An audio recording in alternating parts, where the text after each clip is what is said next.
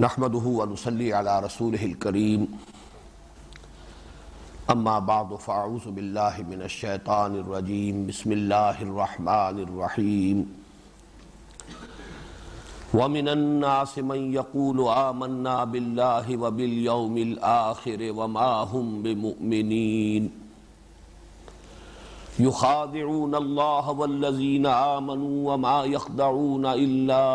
أنفسهم وما يشعرون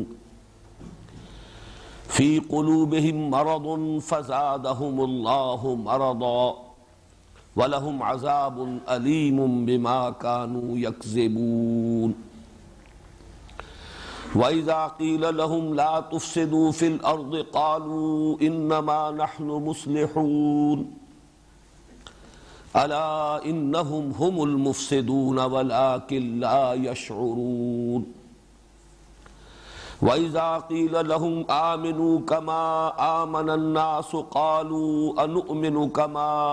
آمن السفهاء ألا إنهم هم السفهاء ولكن لا يعلمون وإذا لقوا الذين آمنوا قالوا آمنا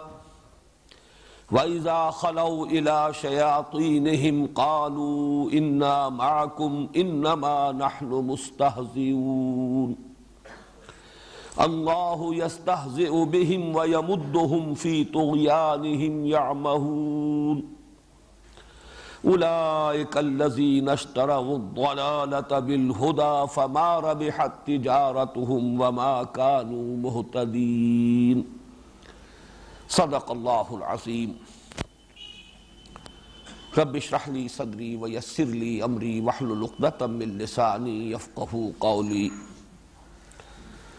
اللهم ربنا ألهمنا رشدنا وأعذنا من شرور أنفسنا اللهم أرنا الحق حقا وارزقنا اتباعه وأرنا الباطل باطلا وارزقنا اجتنابه اللهم ارحمنا بالقرآن العظيم واجعله لنا إماما ونورا وهدى ورحمة اللهم ذكرنا منه ما نسينا وعلمنا منه ما جهلنا وارزقنا تلاوته آناء الليل وآناء النهار واجعله لنا حجة يا رب العالمين آمین۔ گزشتہ ہفتے ہم نے سورہ بقرہ کے پہلے رکوع کا مطالعہ مکمل کر لیا تھا، لیکن اس کے سلسلے کا ایک قرض مجھے ابھی ادا کرنا ہے۔ میں نے سورہ بقرہ کے پہلے رکوع کے مضامین کی ایک نظیر کے طور پر یا اس کے مثنیٰ کے طور پر سورہ یاسین کے پہلی رکوع کی آیات آپ کے سامنے رکھی تھی اور ان کا تقابلی مطالعہ کیا تھا، اس لیے کہ جو الفاظ سورہ بقرہ کے پہلے رکوع میں آئے ہیں سواء علیہم انذرتہم ام لم تنذرہم لا یؤمنون، بعین ہی یہی الفاظ سورہ یاسین میں بھی آئے ہیں۔ اس اعتبار سے ان دونوں مقامات میں باہم بڑی مشابہت ہے۔ پھر جیسے سورہ بقرہ کے شروع میں یؤمنون بالغیب، اور میں نے عرض کیا تھا کہ ایک رائے یہ ہے کہ یہ بات ظرف کی ہے، غیب میں رہتے ہوئے ایمان لانا، اس کی بھی مثال وہاں موجود ہے۔ وَخَشِيَ الرَّحْمَانَ بِالْغَیب، وہ لوگ کہ جو رحمان سے خوف رکھتے ہیں، رحمان کا خوف رکھتے ہیں اس کے باوجود کہ غیب میں ہے۔ تو یہ چند چیزیں ایسی تھیں کہ جو ان دونوں مقامات کے مابین مشترک ہے، لیکن واقعہ یہ ہے کہ سورہ بقرہ کی ابتدائی 5 آیات کا مثنیٰ قرآن حکیم میں سورہ لقمان کی ابتدائی 5 آیات ہیں، اور وہاں حسن اتفاق یہ بھی ہے کہ جیسے سورہ بقرہ کا آغاز ہوا ہے حروف مقطعات الف لام میم سے، ویسے ہی سورہ لقمان کا آغاز بھی الف لام میم سے ہوتا ہے۔ میں وہ آیات آپ کو سنا رہا ہوں، اس سے آپ کو اندازہ ہوگا کتنی گہری مشابہت ہے سورہ بقرہ کی ابتدائی 5 آیات اور سورہ لقمان کی ابتدائی 5 آیات میں۔ مجھے امید ہے کہ سورہ بقرہ کی وہ 5 آیات تو آپ میں سے اکثر کو یاد ہوں گی۔ سورہ لقمان کی ابتدائی 5 آیات کی سماعت فرمائیے۔ الف لام میم تلک آیات الکتاب الحکیم ہدی ورحمۃ للمحسنین الذین یقیمون الصلاة ویؤتون الزکاة وہم بالآخرۃ ہم یوقنون اولئک علی ھدی من ربہم واولئک ھم المفلحون۔ آپ نے نوٹ کیا کہ وہاں بھی اولئک ھم المفلحون پر ختم ہوئی 5ویں آیت، یہاں بھی اولئک علی ھدی من ربہم واولئک ھم المفلحون، جو کہ تو وہی الفاظ یہاں بھی، حروف مقطعات بھی وہی ہیں۔ وہاں آغاز میں ذالک الکتاب لا ریب فیہ، یہاں فرمایا تلک آیات الکتاب الحکیم، یہ آیات ہے اس کتاب کی جو حکمت بھری ہے، محکم ہے، پختہ ہے۔ اور بہت دلچسپی کا ہے یہ تقابلی مطالعہ، وہاں فرمایا ھدی للمتقین، یہاں فرمایا ھدی ورحمۃ للمحسنین۔ یہ احسان کا درجہ بلند ترین درجہ ہے، اسلام، ایمان، احسان۔ تقویٰ در حقیقت وہ روح باطنی ہے کہ جو ان تینوں مدارج پر، تینوں مراحل پر اگر موجود ہے تو حقیقتاً اسلام اسلام ہے، ایمان ایمان ہے، احسان احسان ہے۔ لیکن یہ کہ بلند ترین درجہ جو ہے وہ احسان ہے۔ یہاں متقین کے بجائے چونکہ محسنین فرمایا، لہذا محض ہدایت کے لفظ پر کفایت نہیں کی، ھدی ورحمۃ للمحسنین۔ اس کے بعد الذین یقیمون الصلاۃ، اور وہاں تھا ومما رزقناہم ینفقون، یہاں ہے الذین یقیمون الصلاۃ ویؤتون الزکاۃ، گویا کہ وہاں انفاق، یہاں زکوٰۃ کی جو اصطلاح ہے وہ لے آئی گئی۔ وبالآخرۃ ہم یوقنون، بعین ہی یہ الفاظ سورہ بقرہ کے آغاز میں بھی ہے، ابتدائی 5 آیات میں۔ البتہ خاص طور پر میں نوٹ کرانا چاہتا ہوں کہ سورہ بقرہ کی ابتدائی 5 آیات کا ایک مضمون وہ ہے جو ان میں بالکل نہیں ہے، سورہ لقمان کی ان آیات میں۔ الذین یؤمنون بما انزل الیک وما انزل من قبلک، یہ جو سورہ بقرہ میں الفاظ آئے ہیں اور یہاں نہیں آئے، اس کا سبب نوٹ کر لیجئے کہ یہ مکی صورت ہے، سورہ لقمان، اور ظاہر بات ہے کہ اہل مکہ کو جو دعوت دی جا رہی تھی وہ حضور صلی اللہ علیہ وسلم پر ایمان لانے کی دعوت، اور وہ چونکہ آپ سے پہلے کی کسی کتاب پر ایمان نہیں رکھتے تھے، لہذا اس کے تذکرے کی چندہ ضرورت نہیں تھی، محض حضور صلی اللہ علیہ وسلم پر ایمان لے آنا اور قرآن حکیم پر ایمان لے آنا ان کے لیے کفایت کرتا تھا۔ سورہ بقرہ میں نے عرض کیا تھا کہ یہ سورۃ الامتین ہے، اس کا نصف اول جو ہے اس میں خطاب تمام تر جو ہے وہ اہل کتاب بالخصوص یہود سے ہے، چاہے صراحتاً ہے اور چاہے اشارتاً ہے، لیکن خطاب کا رخ جو ہے وہ یہود کی طرف ہے، اور ان کے ضمن میں یہ کہنے کی ضرورت ہے والذین یؤمنون بما انزل الیک وما انزل من قبلک، یہ در حقیقت انہی پر تعریض ہو رہی ہے کہ یہ جو محمد پر ایمان لانے والے ہیں صلی اللہ علیہ وسلم، اور جنہوں نے استفادہ کیا ہے قرآن حکیم کی ہدایت سے، ان میں وہ تنگ نظری نہیں ہے کہ صرف اسی کو مانے کہ جو نازل کیا گیا محمد پر صلی اللہ علیہ وسلم، بلکہ پوری وسعت قلب کے ساتھ وہ ایمان رکھتے ہیں اس تمام کتابوں پر جو حضور صلی اللہ علیہ وسلم سے پہلے نازل ہوئی۔ میں پھر عرض کر رہا ہوں کہ اس میں تعریض ہے یہود پر کہ تمہارے اندر وہ تنگ نظری ہے، وہ تعصب ہے، تم اس تنگ دلی میں گرفتار ہو کہ تم صرف اپنی کتاب کو ماننے پر اکتفا کر رہے ہو اور قرآن مجید پر ایمان نہیں لا رہے۔ تو یہ مدنی اور مکی صورت ہونے کے اعتبار سے کہ سورہ بقرہ مدنی صورت ہے، سورہ لقمان مکی صورت ہے، اس اعتبار سے آپ نے یہ فرق نوٹ کیا کہ یہاں وہ مضمون نہیں ہے سورہ لقمان میں کہ والذین یؤمنون بما انزل الیک وما انزل من قبلک، اور یہاں میں چاہتا ہوں کہ آج کا جو ہمارا سبق ہے اس کے اعتبار سے بھی یہ بات اہم ہے کہ نوٹ کر لیں کہ یہ پہلے 4 رکوع جو ہیں جن میں کہیں صراحتاً خطاب نہیں ہے بنی اسرائیل سے، ان میں بھی اصلاً روح سخن انہی کی طرف ہے۔ پورا نصف اول جو ہے 18ویں رکوع تک، ان میں سے صرف 10 رکوع درمیانی وہ ہیں جو شروع میں عرض کر چکا ہوں جن میں براہ راست خطاب ہے، یا بنی اسرائیل اذکروا نعمتی التی انعمت علیکم واوفوا بعہدی اوف بعہدکم، یہاں سے بات شروع ہوئی اور 15ویں رکوع تک مسلسل وہ گفتگو چلی ہے۔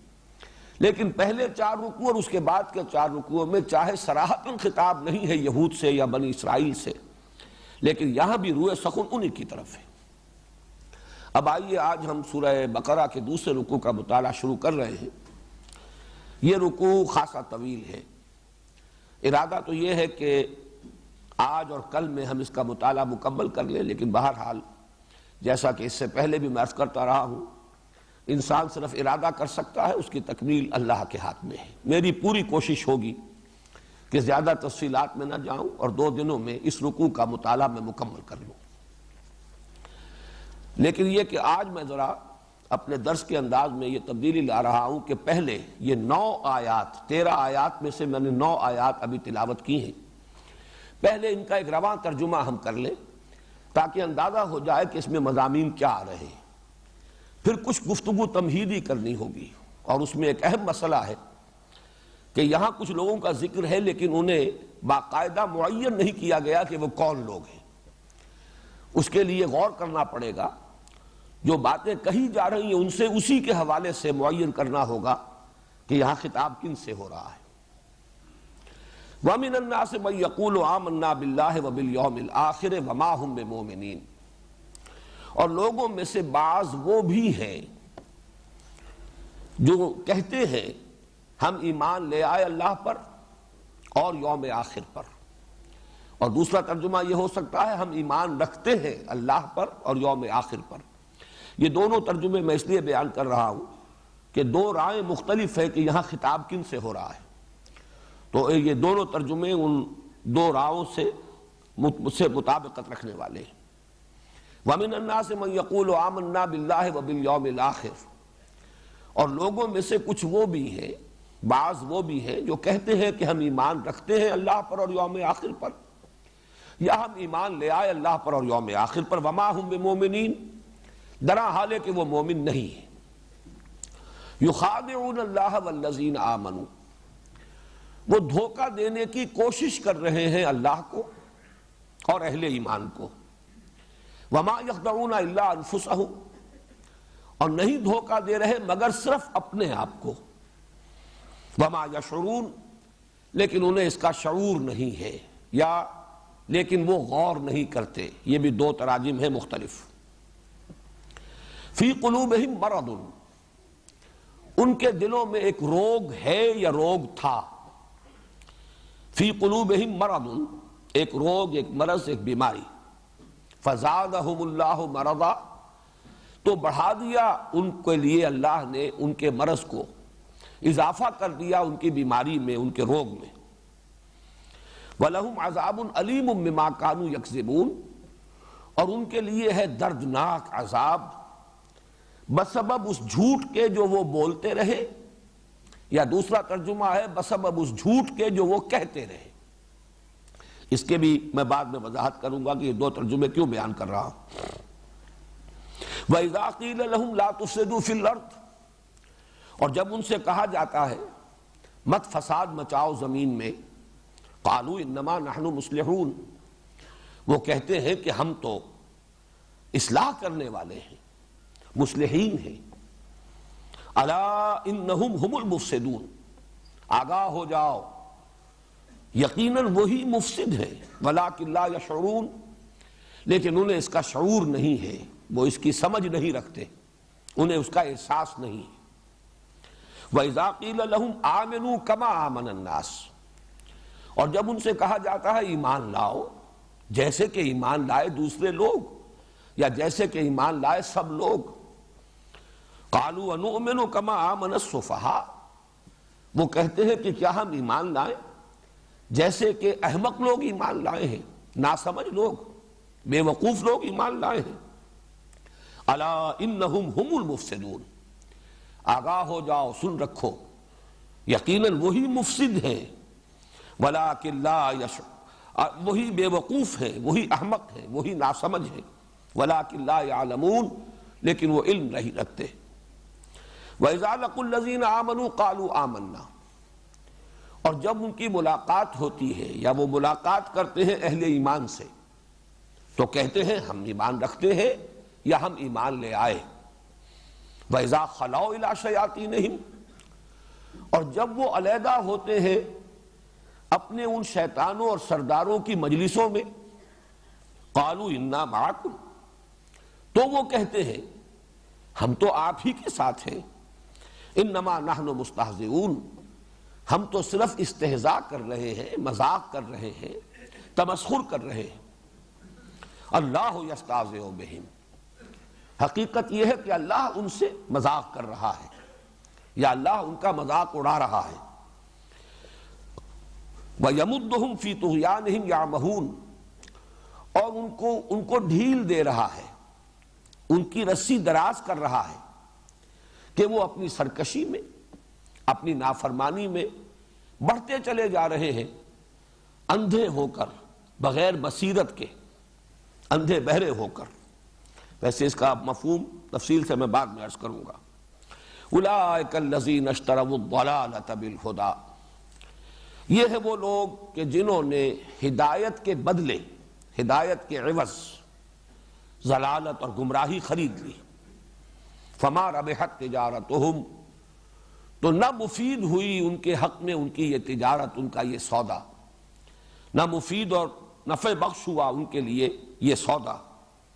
فما ربحت تجارتہم وما کانوا مہتدین، اور نہ ہی ہوئے وہ ہدایت پانے والے۔ اللہم ربنا لا تجعلنا منہم، اللہم ربنا لا تجعلنا منہم، اللہم ربنا لا تجعلنا معہم۔ ان آیات کے بارے میں جو تمہیدی گفتگو مجھے عرض کرنی ہے وہ یہ ہے کہ تقریباً تمام مفسرین نے ان کا مصداق منافقین کو قرار دیا ہے۔ گویا کہ سورہ بقرہ کے پہلے رکوع میں دو گروہوں کی طرف اشارہ کر دیا گیا، ایک مومنین صادقین جنہوں نے قرآن حکیم کی ہدایت سے کما حقہ استفادہ کیا، اولئک علی ھدی من ربہم، یہ موجود ہے تمہارے سامنے، جیسے کہ میں نے عرض کیا تھا کہ درخت کو اس کے پھل سے پہچانا جاتا ہے۔ ہدایت قرآنی کے نتائج اور ثمرات تمہارے سامنے ہیں، دیکھ لو ابو بکر کو، دیکھ لو عمر کو، حمزہ کو، ابو عبیدہ بن الجراح کو، طلحہ کو، زبیر کو، مصعب بن عمیر کو، یہ جماعت ہے۔ اولئک علی ھدی من ربہم واولئک ھم المفلحون۔ دوسرا وہ گروہ، اور یہ میں عرض کر چکا ہوں کہ اگرچہ وہاں الفاظ عام ہیں ان الذین کفروا، لیکن اس سے مراد خاص ہے، یعنی کفار قریش اور بالخصوص ان کے سردار جو کفر پر اڑ گئے تھے، تعصب کی بنا پر، تکبر کی بنا پر، حسد کی بنا پر، اور شقاق میں مبتلا ہو گئے تھے، زدم زدہ میں۔ ان کے بارے میں فرما دیا گیا کہ اے نبی آپ خواہ انہیں کتنا ہی سمجھائیں، سواء علیہم انذرتہم ام لم تنذرہم لا یؤمنون۔ اس میں اشارہ ہو گیا ابو جہل کی طرف، ابو لہب کی طرف وغیرہ۔ اب ایک بین کی جماعت ہے، مومنین صادقین، اور کھلم کھلا جو معاندین ہیں، دشمن ہیں، مخالفین ہیں، کھلم کھلا ان کے بین کی ایک جماعت ہے، اور ہم سب جانتے ہیں کہ ان کے لیے نام ہے، اصطلاحی نام ہے منافق۔ تو محسوس ایسا ہوتا ہے کہ یہ سارا بیان، اگرچہ یہاں لفظ منافق کہیں نہیں آیا، نفاق کا لفظ بھی کہیں نہیں آیا، لیکن یہ کہ اس پر تقریباً اجماع ہے، اس لیے کہ امام راضی رحمۃ اللہ علیہ نے تو اجماع کا لفظ استعمال کیا، اجماع المفسرون، اس پر اجماع ہے تمام مفسرین کا کہ یہ یہاں مراد جو ہے منافق ہیں۔ اور ظاہر بات ہے کہ یہ جو ترجمہ آپ کے سامنے آیا ہے، یہ ترجمہ خود بھی بول رہا ہے، بغیر نام لیے گویا کہ اشارہ ہو رہا ہے کہ کن لوگوں کے بارے میں گفتگو ہو رہی ہے، یہ کن کی صفات ہیں، کن کے خصائص ہیں، کن کا یہ طرز عمل ہے، کن کے یہ اقوال ہیں جو نقل کیے جا رہے ہیں۔ لیکن ایک رائے جو اگرچہ منفرد ہے، مولانا امین حسن اصلاحی صاحب نے پیش کی ہے، چونکہ مجھے اس میں بھی کچھ وزن نظر آتا ہے، اس لیے میں اس وقت آپ کے سامنے وہ رائے بھی پیش کر رہا ہوں۔ ان کی رائے یہ ہے کہ در حقیقت ان آیات میں تذکرہ ہے یہود کا، یہود کے بالخصوص علماء، یہ ان کی تصویر ہے جو ان الفاظ کے اندر کھینچی گئی ہے۔ اس میں چونکہ ایک تو وہ بات کہ سورہ بقرہ میں، باقی پوری سورت کو آپ کھنگال جائیے، منافقین کا تذکرہ کہیں نہیں آ رہا، لفظ نفاق کہیں نہیں آیا، لفظ منافق کہیں نہیں آیا۔ یہ تو سورہ آل عمران میں آئے گا، یا پھر بڑے شرح و بسط کے ساتھ یہ مرض نفاق جو ہے اس پر گفتگو ہوئی ہے سورہ نساء میں، اور پھر سب سے زیادہ پھر سورہ توبہ میں۔ اس کے علاوہ بھی مدنی صورتیں جو بات کی ہیں ان میں یہ لفظ موجود ہے اور ان کی صفات بیان کی گئی. لیکن اس سورہ مبارکہ میں جو خطاب ہے وہ یا تو یہود سے ہے، جیسا کہ میں نے عرض کیا، میں نے تو اس کے لیے ایک نام تجویز کیا ہے، سورۃ الامتین، یہ دو امتوں کی صورت ہے. نصف اول میں تمام تر خطاب یہود سے ہے، نصف ثانی میں تمام تر خطاب اہل ایمان سے ہے، مسلمانوں سے. اس سے گویا کہ اس بات کی زیادہ مناسبت ہے کہ یہاں بھی اشارہ یہود کی طرف کیا جا رہا ہو. ایک بڑی دلیل بھی اس میں مضمر ہے، اس لیے کہ ان کا جو دعویٰ ہے وَمِنَ النَّاسِ مَن يَقُولُ آمَنَّا بِاللَّهِ وَبِالْيَوْمِ الْآخِرِ، یہاں ان کا دعویٰ جو ہے حضور پر ایمان لانے کا دعویٰ ہی نہیں ہے. ان کا دعویٰ جو نقل کیا گیا ہے وہ یہ ہے کہ ہم ایمان رکھتے ہیں اللہ پر اور یوم آخر پر. یہاں ان کی صراحت کے ساتھ حضور پر ایمان لانے کی بات نہیں کی گئی، جبکہ منافقین کے بارے میں ہمیں معلوم ہے کہ وہ پورے شد و بد کے ساتھ کہتے تھے. جیسے کہ سورہ منافقون جو 28ویں پارے میں ہے اس کی تو پہلی آیت ہی یہ ہے، اذا جاءک المنافقون قالوا نشهد انک لرسول اللہ واللہ یعلم انک لرسولہ واللہ یشہد ان المنافقین لکاذبون. جب یہ منافق آپ کے پاس آتے ہیں اور وہ کہتے ہیں کہ ہم گواہی دیتے ہیں، ہم اس پر شہادت دے رہے ہیں کہ آپ اللہ کے رسول ہیں، اور اللہ سے بڑھ کر کس کو معلوم ہوگا کہ آپ اس کے رسول ہیں، لیکن اللہ گواہی دیتا ہے کہ یہ جھوٹ بول رہے ہیں، جھوٹ کہہ رہے ہیں. ان کا جو دعویٰ ہی دعویٰ ہے، آپ کی رسالت پر حقیقتاً انہیں ایمان حاصل نہیں، لیکن دعویٰ تو ہے. قالوا نشہد انک لرسول اللہ. تو اس اعتبار سے واقعہ یہ ہے کہ بات میں وزن نظر آتا ہے، اس لیے کہ آگے چل کر ہم 16ویں رکوع میں وہ جو میں نے عرض کیا ہے پہلے 4 رکوع تمہیدی، پھر 10 رکوعوں کے اندر براہ راست خطاب ہے بنی اسرائیل سے، پھر 4 رکوع تحویلی کہہ لیجئے. تحویل قبلہ در حقیقت اس کا اصل مرکزی مضمون ہے، اور جو علامت بنا اس کی کہ ایک امت معزول کر دی گئی، اس کا دور ختم ہوا. دوسری امت محمد صلی اللہ علیہ وسلم جو نئے قبلے کے گرد اب اس کا تنظیم ہو رہی ہے، اب وہ اس مقام پر فائز ہوئی جس پر 2000 برس تک بنی اسرائیل رہے تھے. اس میں الفاظ آئے ہیں 16ویں رکوع میں فَإِنْ آمَنُوا بِمِثْلِ مَا آمَنْتُمْ بِهِ فَقَدْ اهْتَدَوْا وَإِنْ تَوَلَّوْا فَإِنَّمَا هُمْ فِي شِقَاقٍ فَسَيَكْفِيكَهُمُ اللَّهُ وَهُوَ السَّمِيعُ الْعَلِيمُ. اگر وہ ایمان لائے اس طور سے جس طور سے کہ اے مسلمانوں تم ایمان لائے، تمہارا ایمان اللہ پر بھی ہے، آخرت پر بھی ہے، اور سب سے بڑھ کر محمد رسول اللہ پر ہے صلی اللہ علیہ وسلم. جیسا کہ میں نے حقیقت ایمان سے متعلق اپنے خطبات میں وضاحت کی تھی کہ اصولی اعتبار سے، علمی اعتبار سے، نظری اعتبار سے اصل ایمان باللہ ہے. ایمان بالرسول یا ایمان بالرسالت اور ایمان بالآخرہ یا ایمان بالمعاد، یہ دونوں فروع ہیں، یہ شاخیں ہیں ایمان باللہ کی. ایک اللہ تعالیٰ کی صفت ہدایت کی توسیع ہے، ایکسٹینشن ہے. رسالت کیا ہے؟ اللہ کی صفت ہدایت کی توسیع. اور ایک اللہ کی صفت عدل کا ظہور ہے. آخرت کیا ہے؟ اللہ کی صفت عدل کا ظہور. اسی لیے ایمان مجمل میں صرف اللہ پر ایمان کا ذکر ہے. آمنت باللہ کما ہوا باسمائہ و صفاتہ وقبلت جمیع احکامہ اقرار باللسان و تصدیق بالقلب. کسی اور شے کا ذکر ہی نہیں. اسی طریقے سے عملی اعتبار سے، انسان کے رویے کے درست ہونے کے اعتبار سے اہم ترین ایمان ہے ایمان بالآخرہ. آخرت پر یقین ہوگا تو آدمی سیدھا رہے گا، بولنے سے پہلے تولے گا اور کوئی عمل کرنے سے پہلے سوچے گا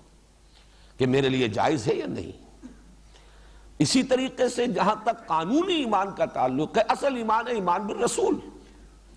ایمان باللہ بھی وہی معتبر ہوگا جو اللہ کے ان اسماء و صفات کے ساتھ ہو جس کی خبر رسول نے دی ہے. ایمان بالآخرت بھی وہی معتبر ہوگا جو ان تمام تفاصیل کے ساتھ ہو جن کا علم انسان کو نبوت اور رسالت کے ذریعے ہی ہو سکتا ہے. بعث بعد الموت، حشر و نشر، حساب کتاب، جزا و سزا، جنت و دوزخ، ان کی تفاصیل. ظاہر بات ہے کہ یہ تو نبوت ہی کے ذریعے سے اور رسالت ہی کے ذریعے سے یہ باتیں انسان کے علم میں آ سکتی. اس اعتبار سے نوٹ کیجئے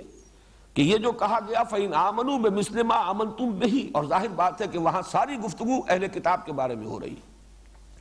قولوا آمنا باللہ وما انزل الینا وما انزل الی ابراہیم واسماعیل واسحاق ویعقوب والاسباط وما اوتی موسیٰ وعیسیٰ وما اوتی النبیون من ربہم لا نفرق بین احد منہم ونحن لہ مسلمون فإن آمنوا بمثل ما آمنتم بہ فقد اہتدوا۔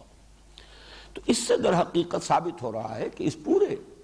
نصف اول میں سارا جو روح سخن ہے وہ در حقیقت یہود کی طرف ہے۔ بہرحال اس اعتبار سے مجھے مولانا اصلاحی صاحب کی رائے میں کچھ وزن نظر آیا ہے، اور میرے نزدیک یہ دونوں در حقیقت آپس میں ریکنسائل کرتے ہیں یہ دونوں موقف، اور وہ ریکنسیلیشن ہوگی اس اصول کے حوالے سے جو میں تعارف قرآن کے ضمن میں عرض کر چکا ہوں کہ قرآن کی ایک تعویل خاص ہے، ایک تعویل عام ہے۔ تعویل خاص یہ ہے کہ آپ ان آیات کو خاص کانٹیکسٹ جن میں وہ نازل ہوئی ہیں، وہ حالات کیا تھے، مخاطب کون تھے، اس وقت کی کیفیات کیا تھی، اس میں رکھ کر، اس فریم آف ریفرنس میں رکھ کر ان پر غور کریں۔ اور تعویل عام وہ ہے جس کے لیے اصول یہ ہے کہ الاعتبار لعموم اللفظ لا لخصوص سبب، خصوص سبب کے اعتبار سے نہیں اعتبار کیا جائے گا، بلکہ یہ کہ اصل میں تو الفاظ پر ان کے عموم کو پیش نظر رکھ کر تعویل جو ہے ابد الآباد تک کے لیے قرآن مجید اگر ہدایت نامہ ہے تو اس سے ہٹ کر بھی اس کے جو عموم لفظی ہے اس کے حوالے سے اس کے مفہوم کو سمجھا جائے گا۔ تو واقعہ یہ ہے کہ تعویل عام کے اعتبار سے یہ آیات 100% منطبق ہوتی ہیں منافقین پر، لیکن تعویل خاص کے اعتبار سے ان کا انطباق زیادہ یہود پر ہے، اس لیے کہ نفاق کا تو پودا ابھی بالکل شروع ہی میں تھا۔ اگر یہ بات صحیح ہے جس پر تقریباً اجماع ہے کہ یہ سورہ مبارکہ سورہ بقرہ نازل ہوئی ہے ہجرت کے فوراً بعد، جستا جستا، لیکن زمانہ نزول جو ہے چند استثناءات کو چھوڑ کر تقریباً پوری صورت نازل ہوئی ہے ہجرت کے فوراً بعد سے لے کر غزوہ بدر سے متصلاً قبل تک۔ اس وقت تک ابھی نفاق جو ہے وہ بالکل ابتدائی سٹیج میں تھا، جو مدینے میں نفاق ظاہر ہوا یہ میں بعد میں عرض کروں گا۔ ایک مکی دور کا نفاق تھا، ایک خاص مدنی دور کا نفاق ہے، ان میں ذرا فرق ہے، وہ بعد میں انشاءاللہ میں وضاحت کر دوں گا۔ لیکن یہ جو پنیری کہنا چاہیے، ابھی نفاق کی تو پنیری تھی، لیکن اگر ہم اس کو ذہن میں رکھیں کہ یہ نفاق کی پنیری جو تھی، یہ انڈر گروتھ، یہ در حقیقت یہود ہی کے زیر اثر تھی۔ اصل وہ تناور درخت جو تھے وہ علماء یہود تھے کہ جن کا بڑا اثر تھا مدینے کے معاشرے پر، ان کے علم کا، ان کے تدین کا، کہ ان کے پاس ایک شریعت ہے، یہ مہذب لوگ ہیں، یہ متمدن لوگ ہیں، ان کے ہاں قاضی ہیں، ان کا ایک قانون ہے، ان کے ہاں فیصلے ہوتے ہیں، یہ صاحب کتاب ہیں، صاحب علم ہے۔ تو اوس اور خزرج کے لوگوں پر ان کا بڑا رعب تھا، اور اسی رعب کی وجہ سے اوس اور خزرج کے لوگ ان کے زیر اثر تھے۔ چاہے سیاسی اعتبار سے یہود دبے ہوئے تھے بمقابلہ اوس اور خزرج کے، اور وہ یہی کہا کرتے تھے کہ آخری نبی کے ظہور کا وقت اب ہو رہا ہے، قریب ہے، جب وہ آئیں گے ان کے ساتھ ہو کر جب ہم تم سے مقابلہ کریں گے تو اے مدینے کے رہنے والوں، اوسی اور خزرجیو، تم ہمارا مقابلہ نہیں کر سکو گے، ہم پر غالب نہیں آ سکو گے۔ لیکن یہ کہ تمدنی اعتبار سے، علمی اعتبار سے، تہذیبی اعتبار سے غلبہ یہود کا تھا۔ تو یہ دونوں ایک اعتبار سے ایک ہی شے ہیں، ایک ہی تصویر کے دو رخ ہیں۔ قرآن مجید نے جو بہت ہی یوں سمجھئے کہ حکمت یہاں اختیار فرمائی ہے وہ یہ ہے کہ نام لیے بغیر خصائص بیان کر دیے، جس کو بھی یہ فٹ بیٹھ جائے۔ ایک درون بینی کی دعوت دی جا رہی ہے کہ ہر شخص اپنا جائزہ لے، جیسا کہ حضور صلی اللہ علیہ وسلم کا بڑا حکیمانہ طرز عمل تھا کہ آپ اگر کچھ معین لوگوں پر تنقید بھی فرمانا چاہتے تھے تو عموم کے الفاظ میں، کیا ہو گیا ہے قوم کو، کیا ہو گیا لوگوں کو کہ ایسا اور ایسا کر رہے ہیں، بجائے اس کے کہ معین کر دیا جائے کہ فلاں شخص نے یہ کیا، غلط حرکت کی ہے، اسے ایسا نہیں کرنا چاہیے۔ اس میں ظاہر بات ہے جب نشاندہی ہو جاتی ہے تو کچھ زدم زدہ کا پیدا ہونا جو ہے اس کا بھی اندیشہ ہے، کچھ ہردرمی پیدا ہو جاتی ہے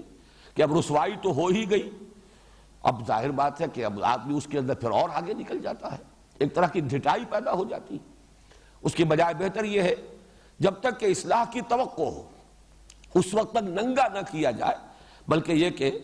ڈھکے چھپے انداز میں بات کی جائے کہ نشاندہی بھی ہو جائے، تاکہ جس کے اندر بھی اصلاح پذیری کا کوئی مادہ ہے وہ خود اپنے گریبان میں جھانکے۔ وَمِنَ النَّاسِ، لوگ ہیں ایسے کچھ کر رہے ہیں کہ لوگوں کو کیا ہو گیا، مَا بَالَ قَوْمٍ، لوگوں کا کیا حال ہے یہ کہ فلاں فلاں یفعلون کذا و کذا، یہ کام کر رہے ہیں۔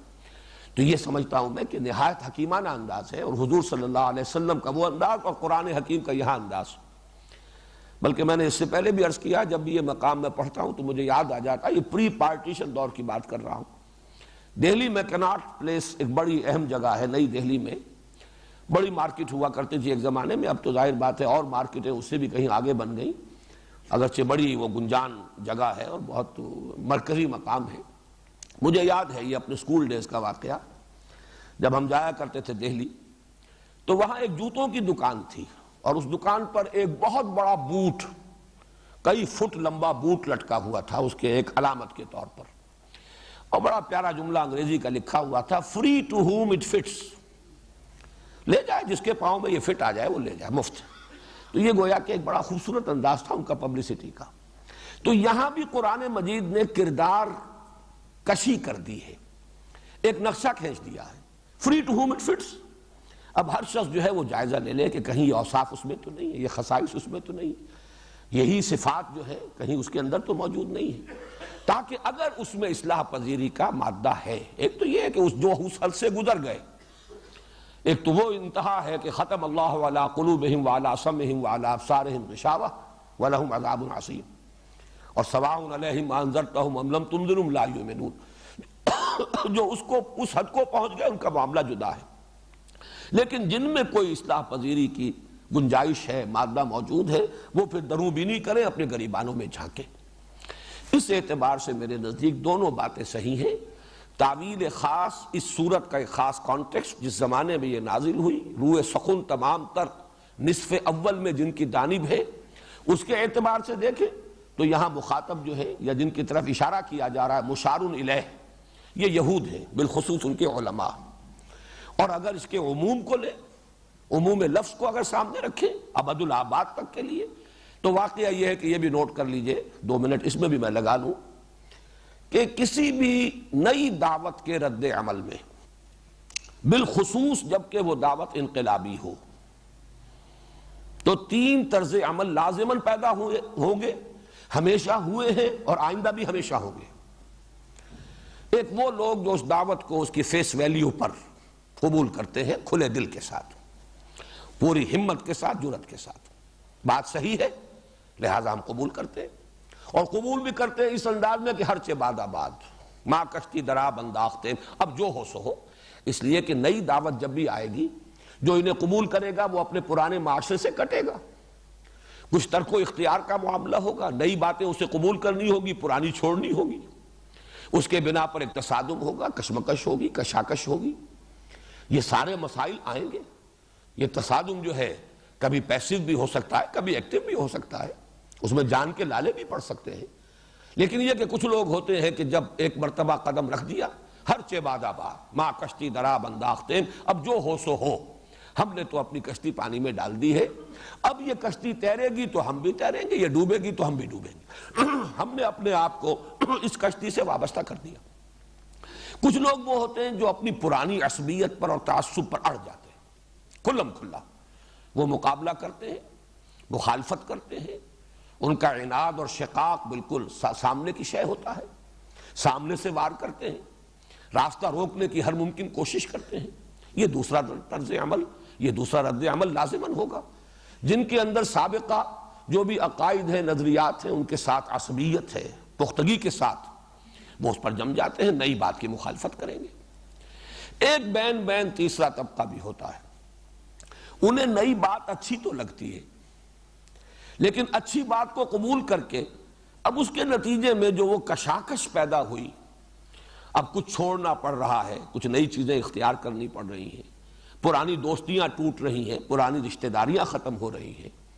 گھروں میں اب کشاکش شروع ہو گئی ہے، تصادم ہے، اس میں وہ ثابت قدم نہیں رہ پاتے اور وہ مذبذب ہو کر رہ جاتے ہیں۔ لا الہ ہؤلاء ولا الہ ہؤلاء مذبذبین بین ذلک، وہ ان دونوں طبقات کے مابین مذبذب ہو کر رہ جاتے ہیں، نہ ادھر نہ ادھر۔ ان کی کوشش ہوتی ہے مصالحت کی، کسی طریقے سے یہ کشاکش جو ہے شدت اختیار نہ کرے، کسی طرح چلیے رواداری، مصالحت اور صلح کے انداز میں، صلح کل انداز یہ اختیار کیا جائے،